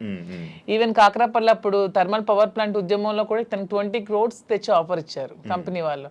అది తృణోపాయంగా కాదనుకున్నారు. ఆ టైంలో తీసుకుని ఉంటే ఎలక్షన్లో అప్పుడే గెలిచేవాళ్ళు. అతను అవతల పార్టీ వాళ్ళు తీసుకున్నారు, ఆ చిన్నాడు వాళ్ళు గెలిచారు. ఆ టైంలో 1 రూపీ కూడా లేకుండా ఎలక్షన్లో పార్టిసిపేట్ చేశారు. కానీ ఏ రోజు కూడా లంచాలకి ఎప్పుడు కూడా తను తలొగ్గలేదు. దానికి అతీతంగానే పనిచేశారు. చాలా హానెస్ట్గా ఉండి ఎప్పుడు అబద్ధాలు చెప్పరు, స్ట్రైట్ ఫార్వర్డ్. ఎవరు ఏదైనా ప్రత్యర్థుల మీద విరుచుకు పడతారు, చాలా ఫ్రాంక్ గా ఉంటారు. తన నమ్ముకున్న నాయకుడి కోసం ఎంతవరకైనా వెళ్తారు. జగన్మోహన్ రెడ్డి అంటే అతనికి చాలా ఇష్టం, దైవ సమానులుగా భావిస్తారు. అతని కోసం మానవ బాంబులా కూడా ఉంటారు. అంటే అతని కోసం జగన్మోహన్ రెడ్డి కోసం అటాక్ అంటే వెళ్ళి ఎదురుగా నిలబడమన్నా నిలబడతారు. నమ్ముకున్న వ్యక్తి కోసం ప్రాణం ఇచ్చే టైప్. సో ఇంత మంచి క్వాలిటీస్ ఎవరిలో ఉంటే ఎవరైనా ఇష్టపడతారు. ఒక పాయింట్ మధ్యలో, శ్రీని గారు అబద్ధాలు ఆడరండి? అస్సలు ఆడరు. మీరు ఎప్పుడు అబద్ధం ఆడలేదు మీ వైఫ్ వాణి గారి దగ్గర? కానీ అక్కడ నేను అబద్ధం ఎప్పుడు దేనికి ఆడాలి? అన్ని ఫెయిర్ గానే ఉంటాను నేను. ఓకే. ఆ ఫెయిర్ ఇప్పుడు ఈ విషయాన్ని ఎంత ఫెయిర్ గా ఉండడం వల్లే ఎక్కువ గొడవలు అయ్యి అర్థం చేసుకోవాలి అతన్ని. ఓకే. సరే, మీకు సో అదే మా ధైర్యం. ఇప్పుడు అవినీతి తిన్నట్టు అవినీతి అక్రమాలు భూదందాలు అధికార దుర్వినియోగం చేస్తే ఇప్పుడు కూటమి ప్రభుత్వంకి బెస్ట్ ఛాన్స్. నా మీద అవన్నీ తీయొచ్చు, లోపల ఇయ్యొచ్చు. నేను ఇంత టార్గెట్ చేసి మాట్లాడదాను కదా. ఇంతమంది నాయకుల మీద ఎన్ని ఉంటాయి కానీ ఇతని మీద ఏం ఉండవు, క్లీన్ చిట్ తో ఉంటారు. జరగడానికి వీళ్ళు నేను చేయను, అదే నా ధైర్యం. మీరు అదే ఇందాక మర్చిపోయాను, మీరు ఏం డైలాగ్ ఎప్పుడైనా చెప్పారా మాధురి గారికి? ఏమైనా ప్రపోజ్ చేసినప్పుడు కానీ లేకపోతే అప్పుడప్పుడు ఏమైనా చెప్తా ఉంటారు? న్యాచురల్ గా ఉంటుంది తప్ప డైలాగ్స్ ఇవన్నీ కావు. తనకి ఆ రకంగా నాలో ఉన్న క్వాలిటీస్ నచ్చిండొచ్చు. ఆమెలో ఉన్నటువంటి ప్రేమతత్వం నాకు నచ్చింది. అదే కదా నేను కోల్పోయాను. ఆమె దగ్గర అదే పొందాను. నా కోసం పాపం అన్యాయం అయిపోయింది, ఒంటరి అయిపోయింది, కన్నవారు అత్తవారి దగ్గర మాట పడింది. సమాజంలో చాలా మంది ఏకాకిం చేసేసినారు. ఈ పరిస్థితుల్లో ఏం చేయాలి? నా పిల్లలు బాగానే ఉన్నారు, నా భార్య అందరూ బాగానే ఉన్నారు, ఆస్తులు రాసేసాను. సో వదిలేద్దామా? మా కోసం త్యాగం చేసిన అమ్మాయికి మేమే రాజకీయాల్లో తీసుకొచ్చి విడిచిపెట్టేస్తే ఒకవేళ ఏదైనా జరిగితే మనసు చిన్నది చేసుకుంటే ఆ పాపం మాకు చుట్టదా? మరి అలా ఉండేటువంటి అమ్మాయికి భరోసాగా నేను నిలబడ్డాను. నిలబడి నేను త్యాగం నేను నిలబడటం గొప్పతనం కాదు, నాలాంటి వాడి కోసం ఆమె నిలబడటం గొప్పతనం. నా జీవితం అంతా కూడా కేసులు, గొడవలు, ఇబ్బందులు, శత్రువర్గాలు చాలా ఎక్కువ. పాలిటిక్స్లో సొంత పార్టీలో కూడా నాకు శత్రువులు ఉన్నారు, సొంత పార్టీలో నా తీరు నచ్చని వాళ్ళు ఉన్నారు. నేను ముక్కుసూటిగా ఉంటాను కాబట్టి ఎవరికి నచ్చదు, నేను ఎవరికి ఖాతరు చేయను. నా వ్యక్తిగత జీవితం నా మైండ్లో ఏదనుకుంటే అదే చేస్తాను. ఇలాంటి విభిన్నమైన కోణాలు కలిగిన వ్యక్తితో తానెందుకు ఈ టార్చర్ భరించాలా? తందు త్యాగమా నా త్యాగమా? ఇన్ని బాధల మధ్య నేను భరోసాగా ఉండి మేము కలవాల్సిన పరిస్థితి వచ్చిందే తప్ప మేమేదో సమాజానికి చేసింది ఏదో ఇలా ఉండొచ్చా, ఇలా చెయ్యొచ్చా, ఇలా మీకే ప్రశ్నించబడిన వాళ్ళు చాలా మంది అనొచ్చు, ఏం సందేశం ఇస్తాడు, ఇవన్నీ అంటే ఇది మా పరిస్థితి. అన్నీ ఎక్స్ప్లెయిన్ చేసాం. బాగుంది, దయచేసి విమర్శించేవాడు కూడా మీరు చాలా సందేశాలు మీవి తీస్తే బోల్డ్ ఉంటాయి. ఓకే. ఇప్పుడు మీ 2 పిల్లల్ని, మీ 3 పిల్లల్ని మేమే చూసుకుంటాం అది అన్నారు. కానీ వాళ్ళు యాక్సెప్ట్ చేస్తారా మీ దగ్గర మా ధర్మం చేస్తున్నారా? మా ధర్మం మాది. ఇప్పుడు చేసినా చేయకపోయినా వాళ్ళ పిల్లలు ఆల్రెడీ సెటిల్డ్ అండి. ఒక అమ్మాయి, ఇద్దరు అమ్మాయిలు డాక్టర్లు అయిపోయారు. ఒక అమ్మాయికి ఆల్రెడీ మ్యారేజ్ చేస్తారు, ఇంకో అమ్మాయికి మ్యారేజ్ ఉంది. అది కూడా వాణి గారు డబ్బులు అడిగారు, అది కూడా తను ఒప్పుకున్నారు. మ్యారేజ్ చేయడానికి మేము ఫైనాన్షియల్ గా ఇస్తామని చెప్పి అది కూడా ఒప్పుకున్నారు. దాని కూడా నాకు ఏ విధమైన ప్రాబ్లం కూడా లేదు. ఇప్పుడు అందరూ అనుకుంటూ ఉంటారు మాధురి నాశనం చేసింది, మాధురి ఇచ్చేసింది, అది చేసిందని. ఇక్కడ నాశనం అయిపోయింది, కోల్పోయింది ఎవరు? నేను, నా పిల్లలు. ఈ హోల్ చాప్టర్ లో నేను ఇంతవరకు ఎప్పుడు ఎవరి దగ్గర అనలేదు, కానీ మీ ఐ డ్రీమ్, నా పిల్లలు కోల్పోయారు కదా లైఫ్ ని. నా పిల్లలు అనాథలు అయిపోలేదా? నా పిల్లలు సమాజంలో ప్రాబ్లమ్స్ ఎదుర్కోరా? Vani already 58 years old, 60 years women. తనకి అన్ని సెటిల్ అయిపోయింది, ఫైనాన్షియల్ గా వెల్ సెటిల్డ్ అయిపోయింది. పిల్లలిద్దరిని పెళ్లిళ్ళు చేసుకుంది, పిల్లలిద్దరు డాక్టర్లు అయిపోయారు. నా పిల్లలు ఇంకా చిన్న చిన్న 5 years 7 years పిల్లలే. సో ఇందులో కోల్పోయింది ఎవరు? నేను, నా పిల్లలు. అందరూ ఈజీగా అనేవచ్చు ఆస్తులు తీసుకుంది, అవి చేసుకుంది, ఇవి చేసుకుందని. కానీ హోల్ చాప్టర్లో నేను, నా పిల్లలు లాస్ అయ్యాం. ఇందులో లాస్ అయింది శ్రీనివాస్ గారు లాస్ అవ్వలేదు, వాళ్ళ వైఫ్ లాస్ అవ్వలేదు, వాళ్ళ పిల్లలు లాస్ అవ్వలేదు, నా ఫ్యామిలీ, మా హస్బెండ్ వాళ్ళు లాస్ అవ్వలేదు. దీంట్లో నేను, నా పిల్లలు కోల్పోయాం మా జీవితాన్ని. సో ఇది ఎవరు ఏ విధంగా కామెంట్స్ చేసుకోవచ్చు, కానీ నేను ఓపెన్గా చెప్పాలంటే నా పిల్లలు లాస్ అయ్యారు. సో ఆ పిల్లలు నేను చాలా జాగ్రత్తగా తీసుకుంటూ, వాళ్ళు ఉన్నతంగా చదివించుకుంటూ, వాళ్ళు ఉన్నతమైన స్థానంలో పెట్టాలన్న ఆలోచనతోనే నేను ఇవన్నీ కష్టపడుతూ చేస్తున్నాను. దీన్ని ఎవరు ఏ విధంగా తీసుకున్నా ఐ డోంట్ కేర్. ఆయన పరువు లాస్ అయ్యారు అని అంటే ఎవరు? శ్రీనివాస్ గారు పరువు ఎక్కడ లాస్ అయింది? శ్రీనివాస్ గారిని ఎవరు అనట్లేదు. ఇప్పుడు మీరే అన్నారు మాధురియే లాక్కుంది, మాధురియే వశీకరణం చేసింది, మాధురియే మందు పట్టింది అంటున్నారు. కానీ శ్రీనివాస్ గారు మాధురిని వశీకరణం చేశాడు, శ్రీనివాస్ మాధురిని మోసం చేశాడు, శ్రీనివాస్ మాధురిని నమ్మబలికాడని ఎవరు అనట్లేదు కదా. పోతుందంటే దేశద్రోహం చేసిన, అవినీతి చేసిన, ఇంకోటికి తాలూకు ఆస్తులు దోచేసిన, ఇలాంటివి పరుగుపోయాం. అసలు ఇది మా పర్సనల్ ఇష్యూ అండి. పర్సనల్ ఇష్యూకి దీనికి సంబంధం ఏంటి? పర్సనల్ ఇష్యూ మా మానసిక సంఘర్షణ వల్ల మేము తీసుకున్న నిర్ణయాలు. నన్ను క్యారెక్టర్ అసాసినేషన్ చేశారు, నన్ను పొలిటికల్ గా నన్ను ట్రోల్స్ చేస్తున్నారు, నన్ను కామెంట్స్ చేస్తున్నారు, నన్ను కాంట్రవర్సీలో పెడుతున్నారు, ఎన్ని నెగిటివ్ కామెంట్స్ చేస్తున్నారు, నాది కాని వీడియోస్ నేనని పెడుతున్నారు, నాది కాని వాయిస్లు నావని పెడుతున్నారు. ఏ యాక్సిడెంట్ లో ఎన్ని ఒకటా రెండా? ఈ 6-7 నెలలుగా నా మీద ఎన్ని చేయాలన్నది ఎవ్వరికి ప్రపంచంలో ఏ పని లేదన్నట్టు, ఒక్క మాధురియే ఉందన్నట్టు నన్నే అటాక్ చేస్తూ, నన్నే ట్రోల్ చేస్తూ, నన్నే సెంటర్ చేస్తూ, నన్నే టార్గెట్ చేస్తూ ఎంత చేయాలో అంత చేస్తున్నారు. నేను ఏ రోజు పోలీస్ స్టేషన్ మెట్లు ఎక్కానని నాకు తెలియదు, పోలీస్ స్టేషన్ చూసానని తెలియదు. ఈ పొలిటికల్ లైఫ్లోకి వచ్చాక, శ్రీనివాస్ గారి లైఫ్లోకి వచ్చాక స్టేషన్లకు తీసుకెళ్ళి కూర్చోబెట్టారు, ఎన్ని పెట్టారు. సో అన్ని కోల్పోయింది నేను, నా పిల్లలు లాస్ అయ్యాం దీంట్లో. వాణి అది చెప్పొచ్చు ఇంటర్వ్యూల ముందుకు వచ్చి, ఏం కోల్పోయిందో చెప్పమానండి. She's well settled, 58 years 60 years ఆమెకి ఆల్రెడీ తన జీవితం చూసేసింది, లైఫ్ అయిపోయింది, పిల్లలు సెటిల్ అయిపోయారు, హ్యాపీగా ఉంది. తను అదే కోరుకుంది, శ్రీనివాస్ గారి నుంచి దూరంగా వెళ్ళిపోవాలి, నాకు ఇండిపెండెంట్ కావాలని కోరుకుంది. తనకి ఎప్పుడు ఒంటరిగా ఉండటం ఇష్టం, శ్రీనివాస్ గారి దగ్గర బతకడం ఇష్టం ఉండదు. ఎందుకంటే ఆమె ఎప్పుడు కరప్టెడ్, శ్రీనివాస్ గారిని ఎప్పుడు కూడా లంచాలు తీసుకోమని ఫోర్స్ చేస్తుంది, డబ్బు పిచ్చి. ఇతనికి నచ్చదు, అక్కడే మొదలయ్యేది వీళ్ళిద్దరికి గొడవ. ఇతను ఎప్పుడు ఫోర్స్ చేసేది డబ్బులు తీసుకోండి. శ్రీనివాస్ గారు ఎప్పుడు అలాంటివి చేయరు. ఆమె ఎప్పుడు కరప్టెడ్, ఆమె ఎప్పుడు అది చేస్తుంది. శ్రీనివాస్ గారికి ప్రజా జీవితంలో ఉండడం ఇష్టం, ఆమెకి శ్రీనివాస్ గారిని ప్రజలను దూరం చేసి ఆ పదవుల్ని వాణి పొందడం ఇష్టం. ఇవన్నీ కుదరకాలు విడిపోయి ఆమె సెటిల్ అయింది, హ్యాపీగా డైవర్స్ కావాలని. సో ఇక్కడ కోల్పోయింది నేను, నా పిల్లలు మాత్రమే. ఇప్పుడు మీ పిల్లలు మీ దగ్గర ఉన్నారా? నా దగ్గర ఉన్నారు, మీతోనే ఉంటున్నారు. శ్రీనివాస్ గారు ఒక్కొక్కటి ఉంది, మీ గుండెల మీద చేసుకొని చెప్పండి. ఇంటి నుండి బయటకు వచ్చారు కదా, భార్య బిడ్డల్ని మిస్ అవుతున్నాను, లేకపోతే నేను చేస్తుందంతా తప్పు అని ఎప్పుడూ మీకు అనిపించలేదా? భార్య అనే వ్యక్తి దగ్గర ఎప్పుడూ నిచ్చెన పోరాటమే. మాకెప్పుడు సుఖం లేదు. నాతో ఉండాలని తను అనుకోవట్లేదు కాబట్టి నేను తనతో ఉండాలని అనుకోవాల్సిన దానిలో అర్థం లేదు. ఇకపోతే పిల్లల్ని ప్రాణప్రదంగా పెంచాం, చదివించాం, నా ధర్మం నేను నిర్వర్తించాను. ఇంకో పాపకు పెళ్ళి ఉంది, అది మేమిద్దరం కలిపి నిర్ణయం తీసుకున్నాం. ఆ పెళ్లికి సంబంధించిన ఏర్పాట్లు కూడా చేయాలని. They are on the platform నా. చెల్లిన రూపాయి అంటారు. ఇద్దరు పిల్లల్ని చెల్లిన రూపాయలు చేశాను. రూపాయి 1000 రూపాయలు అవచ్చు, 1 కోటి రూపాయలు అవచ్చు, ఎంతైనా అవచ్చు, చేసాం. నన్ను వాళ్ళు కోరుకుంటే ఈ పరిస్థితి వచ్చి ఉండేది కాదు. ఇప్పుడు ప్రేమ అన్నదే మనిషిని దగ్గర చేస్తుంది. నేను అనుకుంటే అయిపోదు. ఇంటికి తాళం వేసిన రోజు నేను అదే ఆలోచించాను. ఇంటికి తాళం వేసి 10 రోజులు నాకు కనీసం అవకాశం లేకుండా చేశారు. ఇప్పుడు నేను ఇంటికి తాళాలు తలుపులు విరగొట్టుకుని వెళ్ళొచ్చు. ఇల్లు ఏం చేయాలి? ఎక్కడ కూర్చోమంటారు? ఆత్మాభిమానం చంపుకొని ఆ ఇంట్లో ఎలా ఉండమంటారు? అప్పుడు ఇంతకాలం 28 సంవత్సరాల నేను వాళ్ళకి ఒక భర్తగా ఒక తండ్రిగా చేసిన కృషి అంతా కూడా నేలపాలు చేసేసినారు. ఇంక నేను వెళ్ళి ఏం చేయాలి ఇంటికి? ఇంక నాకు ఎందుకు బాధ ఉంటుంది? గుడ్డమే చేసుకునే చెప్తాను. పిల్లల మీద ఎందుకు ఉంటుంది మరి? వాళ్ళైనా ఆలోచించారా నా గురించి?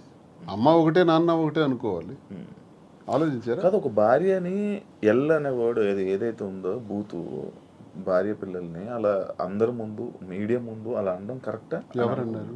మీరు వాడారు కదా ఎప్పుడు? అప్పుడే ఆ గొడవలు అవుతున్నప్పుడు ఏదో కన్స్ట్రక్షన్ అదే రాంగ్ పోర్ట్రేట్ చేశారు.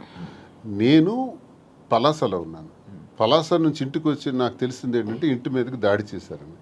ఇంకా టెక్కలు వచ్చేలోపు 27 కిలోమీటర్లు టెక్కలు వచ్చేలోపే ఇంటి దగ్గరకు వచ్చి బ్లేడ్లు, అవి టాటా డోర్స్, స్టీల్ డోర్స్, వాటిని పవర్ బ్లేడ్స్ పెట్టి కట్ చేసేసి ఇంటి మెయిన్ డోర్ కూడా కట్ చేస్తున్నారు. ఎగ్జాక్ట్ నేను ఆ ప్లేస్లో అప్పుడే వెళ్ళాను. నా కొడకల్లారా, నా ఇంటిని ఎవడో వెధవులు వచ్చి కట్ చేస్తుంటే, ఇప్పుడు మీ ఇంటి మీద నేను ఒక రాయిసిరాను అనుకోండి, ఫస్ట్ మీకు కోపం వస్తుంది. కోపం వచ్చి నా మీద రియాక్ట్ అవుతారు, తర్వాత మిగతా విషయాలు చూస్తాం. ఆ రియాక్షన్లో భాగంగానే నేను వెంటనే అన్నాను అని ఒక కర్ర తీశాను. కర్ర తీసి ఆ కోపంతో ఉద్రేకం అయిపోయాను. నా గేట్ సరిగ్గా కొట్టేసినారు, ఇంక మెయిన్ డోర్ కట్ చేస్తున్నప్పుడు ఆ ఊగిపోయి ఆ కోపంతో నేను కర్ర తీసి ఇంకా ముందుకు పోతున్నప్పటికీ పిల్లలు వైఫ్ వెంటనే నేలకేసి కొట్టాను. వీడియో మీరు అబ్జర్వ్ చేయండి. అది నేలకేసి కొట్టి 30 రోజుల పాటు లోపల మేడ మీదే ఉన్నాను. మళ్ళీ బయటకు రాల 30 days. ఎందుకు నేలకేసి కొట్టాలి? ఆ వీడియోలో నేను ఆ ఎల్లని పదం వాడింది ఆ ఇంటి మీద కట్ చేయడానికి వచ్చే వాళ్ళ మీద, వీళ్ళ మీద కాదు. కానీ వాళ్ళ మీదకి నేను వెళ్తుంటే వీళ్ళు ఎదురుగా వచ్చినప్పుడు నేలకేసి కొట్టాను. నేలకేసి కొట్టింది కూడా మీరు చూడండి ఆ వీడియోలో. ఎందుకు నేలకేసి కొట్టాలి? పైకి తీసింది, పైకి తీసిన కర్ర ఎవరికైనా తగలాలి, ఏదో జరగాలి, తగలలేదే, నేలకెందుకు కొట్టాను? దాని అర్థం వాళ్ళు ఎదురుగా వచ్చారు కాబట్టి. వీళ్ళు మళ్ళీ ఎదురుగా వస్తున్నారు, నేలకేసి కొట్టేశాను. ఆ బాధ వాళ్ళ మీద ఉండే ప్రేమాభిమానాలతోనే నేలకు కొట్టాను. లేకపోతే కర్ర పైకి లేచి ఉండేది. 4 రోజులు నరకమే అనిపించాను ఇంట్లో. రోజుకి 2 ఇడ్లీలు తిని బతికిన రోజులు కూడా ఉన్నాయి. ఎవరు చూస్తారు? ఇంటి దగ్గర ఇళ్ళే సరెండర్ చేసి అచ్చెన్నాయుడు సహాయంతో చుట్టూ పోలీసులు ఉండి ఓడిపోయానని నాకు చేసిన హింసకు ఇవన్నీ అవసరమా అండి? ఆ రోజు ఎక్కడి నుంచి పోవాలి, ఎక్కడున్నా పర్వాలేదు, లుంగీ షర్ట్ గాడు ఇన్ని విమర్శించిన ఆమె ఆఖరిలో ఒక మాట మార్చింది, ఆయన ప్రాణానికి ప్రమాదం ఉందని. మరి ప్రాణానికి ప్రమాదం ఉన్నప్పుడు ఇప్పుడు 4 నెలలు అవుతుంది, నేను ఎక్కడున్నానో చూస్తున్నాను. మరి ఇప్పుడు ప్రాణానికి ప్రమాదం లేదా? ఇంటికి తాళం వేసావు కదా, తాళం వేసి ఈ రోజుకి సుమారు 2 ఏళ్ళు పైన అయిపోయింది కదా, ఇప్పుడు నా ప్రాణానికి ప్రమాదం లేదా? ఇది సడన్గా వచ్చిన వాక్కులే. మరి అంతకుముందు టెక్కల నుంచే పోవాలన్నావు, ఉండకూడదన్నావు. అసలు పరిష్కార మార్గం ఇదా? భార్యాభర్తల మధ్య జరిగే గొడవకి పరిష్కార మార్గం ఇదా? 4 గోళ్ల మధ్య చర్చించుకోవాలి, లేదా పెద్ద మనుషులకు చెప్పాలి, పరిష్కరించుకోవాలి, లేదా కోర్టుకు పోవాలి. మీడియా ఏంటి? ఇంటికి రావడానికి మీడియా ఎందుకు? కార్యకర్తలు ఎందుకు? ప్రజలు ఎందుకు? అంటే రచ్చ చేయడానికి కదా, నన్ను అబాస్పాలు చేయడానికి కదా, నన్ను క్యారెక్టర్ అసాసినేట్ చేయడానికి కదా. అప్పుడు ఎలా కలుస్తారో చెప్పండి. కానీ ఈ ఇష్యూ అప్పుడు ప్రేమాభిమానాలు ఎందుకు ఉంటాయో నాకు చెప్పండి ఒకసారి. ఈ మ్యాటర్ని మీరు ఏదో రాజకీయం చేసినట్టు ఇప్పుడు మాటల్లోనే అర్థమవుతుంది. అంటే అచ్చెన్నాయుడు గారు ఎందుకు వచ్చారు ఈ ఇష్యూ? మరి అచ్చెన్నాయుడు సహాయం లేకపోతే పోలీసులు వచ్చి అక్కడ ఆవిడకి ఎందుకంటే అంటే ఇంటికి ఒక ముందు lady- అలా కాదు శివ గారు, ఒక్క నిమిషం అండి. ఈ ఇంటికి రాకముందే మేము ఏ ఇల్లు అయితే కట్టుకొని మా ఇద్దరం ఇంట్లో ఉంటున్నామో, ఈ ఇంటికి ముందు 1 year ముందే ఆవిడ డైవర్స్ కావాలని ఎదురు సెటిల్మెంట్ కోరుకుని ఎదురు సెటిల్మెంట్ అయిపోయింది. ఆమె డైవర్స్ కావాలని అడిగింది. శ్రీనివాస్ గారు పాపం పిల్ల కోసం ఆలోచించి డైవర్స్ వద్దు అది ఇది అని చెప్పినా సరే ఆమె ఏమీ వెనుకునే డైవర్స్ కావాలని 2023లో అడిగింది ఆమె. మేము 2024లో ఈ హౌస్ కన్స్ట్రక్షన్ చేసుకొని మా ఇద్దరం కలిసి ఇంట్లో ఉంటున్నాం. అది ఆమెకు కూడా తెలుసు. ఆమెకు తెలిసే ఫైనాన్షియల్ సెటిల్మెంట్ కోరింది. ఫైనాన్షియల్ సెటిల్మెంట్ కూడా చేసాం. ఎవ్రీ మంత్ డబ్బులు అడిగింది, అవి కూడా ఇచ్చాం. మొత్తం అన్ని చేసింది. సో ఎప్పుడు జరిగింది ఇది? 1 year ముందు జరిగితే 2024లో వచ్చి ఆమె ఇల్లు దగ్గరికి వచ్చి గొడవ చేయడం ఏంటి? సో ఇది కూటమి ప్రభుత్వం, ఈ అచ్చెన్నాయుడు సపోర్ట్ కాదంటారా? మరి ముందు ఆమె డైవర్స్ కావాలని అడిగిన ఆమె ఇప్పుడు ఎందుకు వచ్చి ఇల్లు బ్రేక్ చేస్తుంది? మేము కట్టుకుని ఇల్లు ఆమెకి ఎందుకు కావాలి ఇప్పుడు? ఆ రాత్రి పోలీసులతో పాటు తెలుగుదేశం కార్యకర్తలు ఇంటి దగ్గరికి వచ్చారు. నేను ఒక ఎమ్మెల్సీగా ఉన్నాను కదా, దేనికి వచ్చారు అసలు? ఇంకో విషయం, నాకు హయ్యర్ అఫీషియల్ నాకు చెప్పాడు పోలీసులు, సార్ మీరు మొన్న కర్ర తీశారు, మీకు ఆ కర్ర తీసినందుకు 307 పెట్టమన్నారు సార్. 307 పెట్టి చేయమన్నారు. మేము ఎలా చేస్తాం, 307 పెట్టలేము. 307 పెట్టాలంటే వూండ్ ఉండాలి, గాయం లేదు. గాయం లేకుండా మేము 307 పెట్టలేమని చెప్పేసినాం. కానీ మీ మీద మళ్ళీ 307 పెట్టమని ప్రెజర్ ఇచ్చారు. మళ్ళీ same situation second time repeat అయితే 307 మీ మీద పెట్టక తప్పదు, మీరు జైలుకి వెళ్ళక తప్పదు. ఎందుకు ఈ మాట అన్నారో తెలుసా? నాకు 307 పెట్టి లోపలికి పంపిస్తే ఎంటర్ అయిపోతారు ఇంట్లో. మరి ఆ పెద్ద అఫీషియల్ నాకు చెప్పాడు, నేను ఒక ఎమ్మెల్సీగా ఉన్నది, పేరు చెప్పకూడదు, గవర్నమెంట్ అఫీషియల్. అంటే ఏ ధైర్యంతో చెప్పాడు? 307 పెట్టే ధైర్యం చెప్పమంది ఎవరు? ఆ పేరు కూడా చెప్పాడు, అచ్చెన్నాయుడు పెట్టమన్నాడు అని, చెప్పమన్నాడు అని. మరి అచ్చెన్నాయుడు ఇన్వాల్వ్మెంట్ నా మీద, భార్య టెక్కల నుంచి పంపిస్తుంది కాబట్టి సపోర్ట్ చేశాడు అచ్చెన్నాయుడు. 2023లో ఆమె డైవర్స్ అడిగింది, 24లో ఇంటికి వచ్చి గొడవ చేసింది. ఓకే, అదంతా ప్లాన్ గా చేసిన డ్రామా. 29th August 23 29th. మీరు ఇప్పుడు 24th గురించి మాట్లాడుతున్నారు, 24 ఆగస్ట్ గురించి మీరు మాట్లాడుతున్నారు. ఇదే ఆగస్ట్ 29th నాకు ఇంటి నుంచి వచ్చినటువంటి message, never and ever dare to speak with me, never and ever dare to mention me as your wife in any interview, because we both don't want to have relation anymore. You only mention my name, and I am also not to mentioning you as my husband. I want divorce. అని first తానే. అది 2023. Okay. ఈ గొడవ 2024. 2022లోనే గొడవలు జరిగాయి. 2022 నుంచి మా ఇద్దరం కలిసే ఉన్నాం. She know everything. తను మీరు ఇద్దరు కలిసి ఉండండి, నాకు అనవసరం, నాకు టికెటే కావాలని చెప్పి కోరుకుంది ఆమె. అలాగని టికెట్ కూడా ఇచ్చేసారు శ్రీనివాస్ గారు.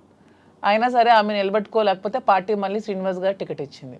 సో మా రాష్ట్ర ప్రజల దౌర్భాగ్యం, వాళ్ళ కర్మ చేసుకొని జగన్ చెప్పండి అని అంటే అనుకుంది కాబట్టి ఇవన్నీ జరిగాయి అంటున్నాను. లేకపోతే మా మధ్య ఇవన్నీ ఉండేవి కావు. చెప్తున్నాను, ఆమె చేసిన దానికి ఇవన్నీ జరిగాయి. ఆమె ఏదో ఏడుస్తూ ఉంటే నమ్మేస్తున్నారు జనాలు. వాణి ఏదో నష్టపోయింది అనుకుంటే, వాణి షీఈస్ వెరీ వెరీ హ్యాపీ. నన్ను బయటకు పుష్ చేయడం వల్ల షీఈస్ ఫీలింగ్ వెరీ హ్యాపీ. అది చాలా మందికి తెలియదు. ఇప్పుడు వెళ్తారు కదా మీ ఊరు, మీ ఇల్లు కట్టుకున్న ఇంటిదే ఉంటాం. మేము కట్టుకున్న ఇంట్లో ఉంటాం. మీరు కట్టుకున్న ఇంట్లోనే ఉంటున్నాము. హ్యాపీగా ఉన్నారు. వాళ్ళకే నష్టం సార్, వాళ్ళకి ఏముంది? వాళ్ళకి నష్టమే ఉంది. దేనికి లోటు ఉంది? వాళ్ళకి నష్టం ఉంటుంది. అన్ని సెటిల్డ్ కదా. నాకు ప్రాబ్లం ఉంది. ఇప్పుడు నా బండి ఎలా నడపాలి? ఇప్పుడు ఆ పాపకని, రెండో పాపకని పెళ్లికి సంబంధించి, ఇప్పుడు నా నష్టపోయిన ఈ 3 పిల్లలకు సంబంధించి ఈ వ్యాపారాలు, ఈ ఒత్తిళ్ళు ఇప్పుడు నాకున్నాయి తప్ప వాళ్ళకే ఉంది. తనకేముంది చెప్పండి? ఆ ముద్దనుకుంటున్నాను, ఫ్రీగా ఉంది. Done, thank you. నేను ఇప్పుడు మీ రాజకీయం మీరు వదిలేసేయండి, మీ బిజినెస్ మ్యాన్ అని, కానీ మీరు కూడా రాజకీయం వదిలేసి ఇప్పుడు మీరు 2022లో మీరిద్దరు ప్రేమికులుగా ఎలాగ ఉన్నారు అలానే ఇప్పుడు నా ముందు ఉండండి కాసేపు. ఇప్పుడు ఈ దేని గురించి మనం మాట్లాడట్లేదు. Actually interview February 14th lovers day. మీరు ఇప్పుడు ప్రేమికులే కదా? February 14th ప్రేమికులం కాదు, మేము ప్రతిరోజు ప్రేమికులం. అందుకే ఇప్పుడు కూడా ఈ February 14th వస్తుంది కాబట్టి, ఇది February 14th స్పెషల్ కాబట్టి మీకు కొన్ని ఉన్నాయి. అంటే మీకు rose day, teddy day, chocolate day లాంటివి తెలుసా? ఐడియా ఉంది కదా? వ్యాలంటైన్స్ డే గురించి కూడా ఉంది కదా. ఏం సార్ అసలు చాలా మందికి దీని మీద అపోహలు కూడా ఉన్నాయి. 270 క్రీస్తుపూర్వం, బిఫోర్ క్రీస్తు, అంటే ఇంచుమించు ఆల్మోస్ట్ 2700 సంవత్సరాల క్రితం రోమ్లో ఒక వ్యాలంటైన్ అని ఒక ప్రవక్త ఉంటాడు. ఆయన ఏం చేశాడంటే కొత్తగా ప్రేమ పాఠాలు, ప్రేమ వివాహాల గురించి చెప్పడం ప్రారంభించాడు. ఆ రోమ్ నగరానికి, దేశానికి రాజు అయినటువంటి క్లాడియస్ ఏంటంటే ఇలాంటి ప్రేమ పాఠాలు చెప్తున్నాడు, వీడికి చంపాలి అని కొంచెం కోపం పెంచుకుంటాడు. ఇదే టైంలో క్లాడియస్ కూతురు ఇతను లవ్ చేస్తుంది, ఆయన ప్రేమ పాఠాలు విని. ఎవరిని? వ్యాలంటైన్స్. అప్పుడు రాజు ఏమిటంటే ఆయన్ని చంపేస్తాడు, అంటే హ్యాంగ్ చేస్తాడు. అదే February 14th. అక్కడికి 20 సంవత్సరాల తర్వాత గెలాషియస్ అనే మరో ప్రవక్త, ఇది చాలా గొప్ప రోజు, ఇది మనకి ప్రేమతత్వాన్ని నేర్పించారు వ్యాలంటైన్. ప్రేమ అంటే తల్లి తండ్రులు పిల్లలకి మధ్యన ఉండేది, అక్కచెల్లెల మధ్యన ఉండేది, అన్నదమ్ముల మధ్యన ఉండేది ప్రేమ. ఆ ప్రేమకు అర్థం ఉంది, ఆ ప్రేమకి రిలేషన్ ఉంది. కానీ స్నేహితుల మధ్య ఉండే ప్రేమ, ఒక ఆడామగ మధ్య ఉండే ప్రేమ, దానికే రిలేషన్ ఉంది. ఆ తత్వం గురించి తెలియజేశాడు ఆ ప్రవక్త వ్యాలంటైన్. కానీ ఆయనకు గురేశారు. అలాంటి వ్యాలంటైన్కి ఉరేయటం వల్ల అతను గొప్పవాడు, గొప్ప ప్రవక్త, ప్రేమతత్వం నేర్పిన ప్రవక్త కాబట్టి ఆయన రోజుని నేను ప్రేమికుల రోజుగా నిర్ణయిస్తానని గెలాసియస్ అనేటటువంటి మరో కింగ్ దాన్ని డిసైడ్ చేస్తాడు. సో ఇప్పుడు వరకు కొన్ని దేశాలు దీన్ని అంగీకరిస్తారు, కొన్ని ప్రాంతాలు వ్యతిరేకిస్తారు, అపోహలు పెట్టుకుంటారు. జరిగిన కథ ఇది. సో దీనివల్ల మనం నేర్చుకోవాల్సింది ఏంటంటే ఈ ప్రేమతత్వాన్ని ప్రతి వ్యక్తిలో కూడా ఉండాలి. స్నేహితుల మధ్య ఉండాలి, కుటుంబాల మధ్య ఉండాలి, భార్యాభర్తల మధ్య ఉండాలి. ఆ ప్రేమతత్వం ద్వారా మేము ఈరోజు ప్రేమతోనే ఇంతవరకు వచ్చాం కాబట్టి ప్రేమతోనే ఉంటున్నాం కాబట్టి వాస్తవమైన మాటలు నా మనసులో ఉన్నది నేను ఆమెకు చెప్పాలి, ఆమె నాకు చెప్పాలి. చెబుతూ అందరూ ఇలాగే ఉండాలి, ప్రేమతో ఉండాలి. ప్రేమతో ఉంటే దేశాలే గెలవచ్చు, ఏ జయాలను పొందొచ్చు. రాజ్యాలే ప్రేమ లేకపోతే రాజ్యాలు కోల్పోతాం, ప్రేమ ఉంటే రాజ్యాలే గెలవచ్చు. ఒక్క మాటతో, ప్రేమతో, ప్రేమపూరితమైన మాటతో అన్నీ గెలవచ్చు.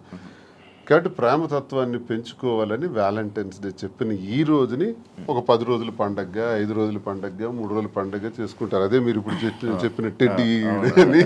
అది ఈ ప్రేమ గురించి ఎప్పుడు తెలుసుకున్నారు? అంటే ఉన్నప్పుడు చదువుకున్నారా? లిటరేచర్ కదా బేసికల్ గా. నేను MA English literature and law student. ఇవన్నీ చదువుకోవాలి. మహాభారతం చదివాను, రామాయణం చదివాను, భాగవతం చదివాను. అవన్నీ నేను చదువుకున్నాను. అంటే అచ్చ తెలుగులో, నేనేం పండితులు కాదు, సాంస్క్రిట్ అవన్నీ నాకు రాగానే అచ్చ తెలుగులో నేర్చుకున్నాను, అర్థం తెలుసు. ఓకే, ఈ ప్రేమ గురించి కూడా అలాగే తెలిసింది. కానీ మాధురి గారి గురించి స్పెషల్ గా ఏంటి మా ప్రేమ అని చెప్పి ఏమైనా చదవడం? అంటే దీని గురించి నేను చెప్పేది వ్యాలంటైన్స్ డే సందర్భంగా ప్రేమతత్వం గురించి అర్థం ఏంటో నేను చదివింది, నేను అర్థం చేసుకుంది, నా చిన్న బ్రెయిన్ కి అర్థమయ్యేది మీకు తెలియజేశాను. మీరే మీ ప్రేమ గురించి మీరు ఎలా వర్ణించాలనుకుంటున్నారు? అంటే శ్రీనివాస్ గారి మీద నాకున్న ప్రేమ గురించి మా ప్రేమ వర్ణించడానికి మాటలు సరే.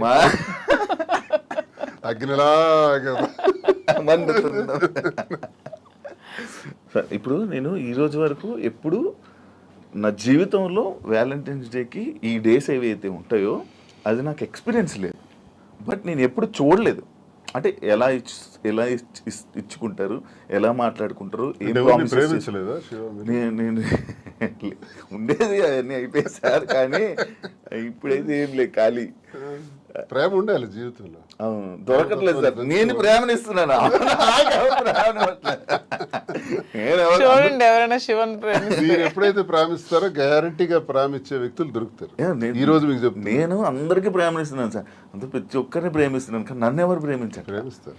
అది వెయిటింగ్ సార్. నాకు కూడా ఏదో ఒక రోజు అలాగా చీకట్లో నుంచి గెంతుకుంటూ అలా ఎప్పుడైనా వస్తారేమో వెయిటింగ్. యా, రోజ్ డే కాబట్టి ఒకరికొకరు రోజు ఇచ్చుకోండి. ఫస్ట్ రోజు ఇచ్చేసుకోండి. మీ దగ్గర ఉన్నాయి. ఇప్పుడు నేను ఈ ఎవ్రీడే ఏదైతే రోజ్ డే ఉందో, propose day, chocolate day, teddy day, promise day, మీలా నేను చూడకుండా చెప్పలేకపోతున్నాను. చూసారా? అంటే అంత ఎక్స్పీరియన్స్ లేదు నాకు. ఇవన్నీ మీరు ఇప్పుడు ఇవన్నీ మీరు చేసుకుంటే నేను చూసి ఆడియన్స్ కూడా చూస్తారు. అండ్ మీ ప్రేమని మీరు ఇప్పుడు ఈ ఇంటర్వ్యూ ద్వారా తెలియజేసుకోండి ఒక్కొక్కరు. ఓకేనా? ఫస్ట్ రోజ్ డే మీ స్టైల్లో మీరే వాళ్ళు మీ స్టైల్ సింపుల్గా ఇచ్చేసుకోవడం కాదు, ఒక ప్రపోజల్. ఓకే, మాకు ఎవరికి సంబంధం లేదు, క్యారెక్టర్లోకి వెళ్ళిపో. Raju, I love you. Thank you. I love you too. Thank you Raju. Rose day, బా ఎంత చక్కగా రోజ్ ఎక్స్చేంజ్ చేసుకున్నారో. ప్రపోజ్ చేయండి మంచిగా. నాకు అది కాదు, ఐ లవ్ యూ కాకుండా ఏమైనా చెప్పాలనుకుంటున్నది ఏమైనా ఉందా? ప్రపోజ్ డే రాజా, ప్రేమ అంటే ఒకరికొకరు సుఖంలో సంతోషంలో ఉండడం కాదు, కష్టంలో ఉండడమే అసలైన ప్రేమ అని మా ఇద్దరం చాలామందికి నిరూపించుకున్నాం. సో ఈ ప్రేమ ఇలాగే లైఫ్ లాంగ్ కొనసాగాలని. కష్టాలు అనేవి టెంపరీ, లైఫ్లో అన్నీ వస్తూ ఉంటాయి. సో మన లైఫ్లో కూడా మంచి రోజులు వస్తాయని నమ్ముతున్నాను.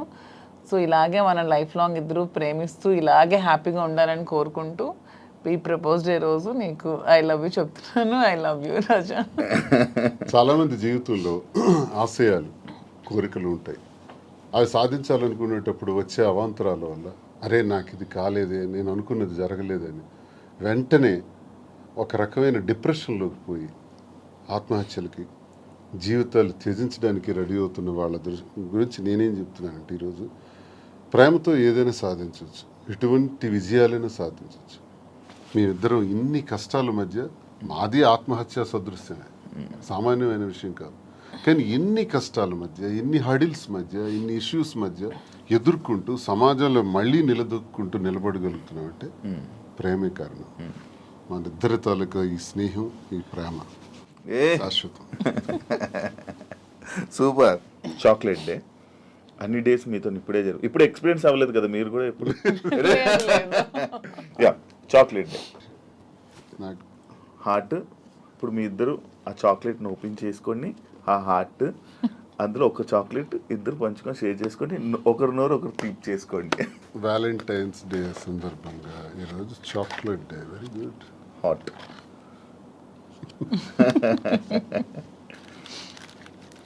చాక్లెట్, నీకు ఇష్టమైన చాక్లెట్?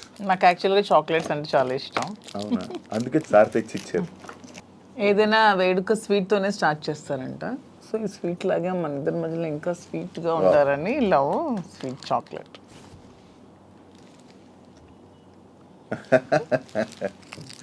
మన ఇంటర్వ్యూ ద్వారా మీకు అన్ని డేస్ అయిపోతున్నాయి. వ్యాలంటైన్ వీక్ అయిపోయింది. ఇప్పుడు టెడ్డీ డే. రాజు,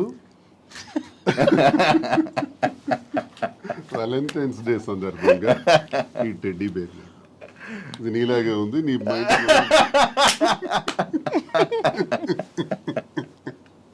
అంటే క్యూట్ ఉందనా? అంటే నేను టెడ్డీలో చబ్బీగా ఉన్నానని. అచ్చా, సూపర్. Thank you. ఇప్పుడు థ్యాంక్ యూ చెప్పారు. Promise day. ఒకరికొకరు ప్రామిస్ చేసుకోవాలనుకుంటే ఏం ప్రామిస్ చేసుకోవాలనుకుంటున్నారు? రాజు, నన్ను నమ్మి నా కోసం నిలబడినటువంటి నీకు నేను ఉన్నంత వరకు తోడుగా ఉంటాను, అండగా ఉంటాను. ఇది మాట. తప్పు. మీరు ఇది ఇప్పుడు చాలా మంది ప్రిడిక్షన్స్ అని ఎవరెవరో జ్యోతిష్య శాస్త్రులు అంటే ఎవరెవరో చెప్తున్నారు మన ఇద్దరం ఏదో కష్టాలు వస్తున్నాయని, వీళ్ళు త్వరలో విడిపోతారని, ఏవో మన ఇద్దరి మధ్యన ఊహాగానాలు. వాటికి అతీతంగా ఒకటే సమాధానం చెప్తున్నాను, జీవితాంతం నా ప్రాణం పోయేంత వరకు ఈ చేయి విడవనని ప్రామిస్ చేస్తాను. సూపర్. ఇప్పుడు అసలేం టాస్క్. ఒకసారి నిల్చుంటారా? Hug day. హగ్ చేసుకొని ఏం చెప్పుకోవాలనుకుంటే హగ్ చేసుకోండి. నాకు ఎంత స్ట్రెస్ ఉన్నా సరే, ఎవరికైనా సరే ఎంత స్ట్రెస్ ఉన్నా, మన లైఫ్లో ఒక రైట్ పర్సన్ ఉన్నప్పుడు అతన్ని హక్ చేసుకుంటే ఆ స్ట్రెస్ అంతా పోతుందని నేను నమ్ముతున్నాను. రాజా హక్ చేసుకున్నప్పుడు నాకు కూడా అలాగే స్ట్రెస్ అంతా పోతుంది. సరే, ఇప్పుడు కిస్ డే. మీరు కిస్ చేస్తూ చెప్పండి మీ stress. Okay, super. Last but not least లాగా వ్యాలంటైన్స్ డే ఏం చేసుకోవాలనుకుంటున్నారు? వ్యాలంటైన్స్ డే రోజు ప్రేమని ఇద్దరి మధ్య ఉండే ప్రేమకే చిహ్నం వ్యాలంటైన్స్. ప్రతి ఒక్కళ్ళు కూడా ప్రేమతత్వంతో ఉండాలని, సంతోషంగా ఉండాలని ఈ వ్యాలంటైన్స్ డే రోజు అందరికీ కూడా నేను కోరుకుంటూ హ్యాపీ వ్యాలంటైన్స్ డే. సూపర్. ఫైనల్గా ఆడియన్స్కి, తెలుగు ప్రేక్షకులకి ఏం చెప్పాలనుకుంటున్నారు? మీ బిజినెసెస్ గురించి కానీ, మీ లైఫ్ గురించి కానీ, మీ జర్నీ గురించి కానీ. మా జర్నీ కోసం అందరికీ తెలుసు. చాలా మంది నా జర్నీ కోసం తెలుసుకున్నారు, నన్ను కూడా ట్రస్ట్ చేశారు కాబట్టి నన్ను కలవాలని చాలా మంది తహతహలాడుతున్నారు. చాలా మంది కూడా అక్క మీ ధైర్యం ఉండుంటే మీ లైఫ్లో చాలా బాగుండేవాళ్ళని, చాలా కోల్పోయామని నాకు చాలా మంది డైరెక్ట్ మెసేజెస్ కూడా పెడుతున్నారు. చాలా మంది నన్ను కలవాలని, వాళ్ళ ప్రాబ్లమ్ షేర్ చేసుకోవాలని చెప్తున్నారు. నేను ఒకటే చెప్దాం అనుకుంటున్నాను, నిజంగా మనకు నమ్మి వచ్చిన వాళ్ళకి, ఇప్పుడు శ్రీనివాస్ గారు నన్ను నమ్మారు, నేను శ్రీనివాస్ గారిని నమ్మాను. సో ఎటువంటి కష్టాలు వచ్చినా, ఎటువంటి హడ్డల్స్ వచ్చినా ఇవన్నీ ఫేస్ చేస్తూ లైఫ్ లాంగ్ అలాగే కలిసి ప్రేమతో ఉండాలని నేనైతే అనుకుంటున్నాను. సో అలాగే మేము కూడా అలాగే ఉన్నాం. వ్యాలంటైన్స్ డే సందర్భంగా మాధురి కోరిక మేరకు ఈ ఫ్యాషన్ ఫీల్డ్లోకి ఎంటర్ అవుతున్నటువంటి సందర్భంగా ఆమె ప్రారంభిస్తున్నటువంటి కాంచీపురం ఓకుళ సిల్క్స్ ఈ వ్యాపారంలో అందరూ ఆశీర్వదించాలని, ప్రేమతో ఆమెను కోరినటువంటి కోరికకు నేను కూడా ప్రేమతో పూర్తిగా ఆమెకు సహకరిస్తున్నటువంటి ఈ వ్యాపారం ఉంది. ప్రతి ఒక్కరి ఆశీస్సులు సహకారం ఉండాలని, అందరూ ఆమెకు ఆశీర్వదించాలని, ఈ వ్యాపారం అందరు మనసులకు నచ్చే విధంగా, అందరు మన్ననలు పొందే విధంగా, కస్టమర్ తాలూకా సంతోషం ఒక బాధ్యతగా తీసుకొని తను చేస్తున్నటువంటి వ్యాపారానికి సహకరించాలని ప్రతి ఒక్కరికి మీ ద్వారా అండ్ మెయిన్లీ కాంచీపురం వర్క్లా సిల్క్స్ మా కోసమే కాదు, మీకోసం కూడా. మీరే మా బ్రాండ్ అంబాసిడర్స్. మీకోసమే నేను పెడుతున్నాను, మీకు దగ్గర అవ్వాలని. మీరందరూ నా షాప్ విజిట్ చేయండి, అప్పుడు మీరే అనుకుంటారు ఎస్ మాధురి మా కోసమే పెట్టిందని. ఆ నమ్మకంతోనే మీరు వెళ్తారని గ్యారంటీ అయితే నేను ఇస్తున్నాను. మార్చి 3వ తారీఖున ప్రారంభం అవుతున్నటువంటి ఈ శుభారంభానికి అందరూ రావాలని ప్రతి ఒక్కరిని పేరు పేరున మీ ఐ డ్రీమ్ ఛానల్ ద్వారా అందరికీ కోరుకుంటున్నాను.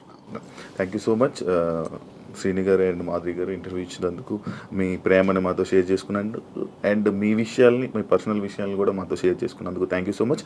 అండ్ మీరు ఇంకా ఇలానే హ్యాపీగా ఉండాలని, మీరు పెట్టబోతున్న ఈ ఏదైతే బిజినెస్ ఉందో అది కూడా మంచి సక్సెస్ అవ్వాలని మనస్ఫూర్తిగా కోరుకుంటూ, అందరూ ప్రేక్షకులు, అందరూ ఆడియన్స్ మొత్తం ఎవరైతే ఉన్నారో జనాలందరూ వెళ్ళి మీ శారీస్ ఒకసారి చూసి నచ్చితే తీసుకోవాలని మనస్ఫూర్తిగా కోరుకుంటూ thank you so much. Interview చూసారు కదా ఇంటర్వ్యూ. ఇంకొక గెస్ట్తో మళ్ళీ మేము ముందుకు వస్తా. అంతవరకు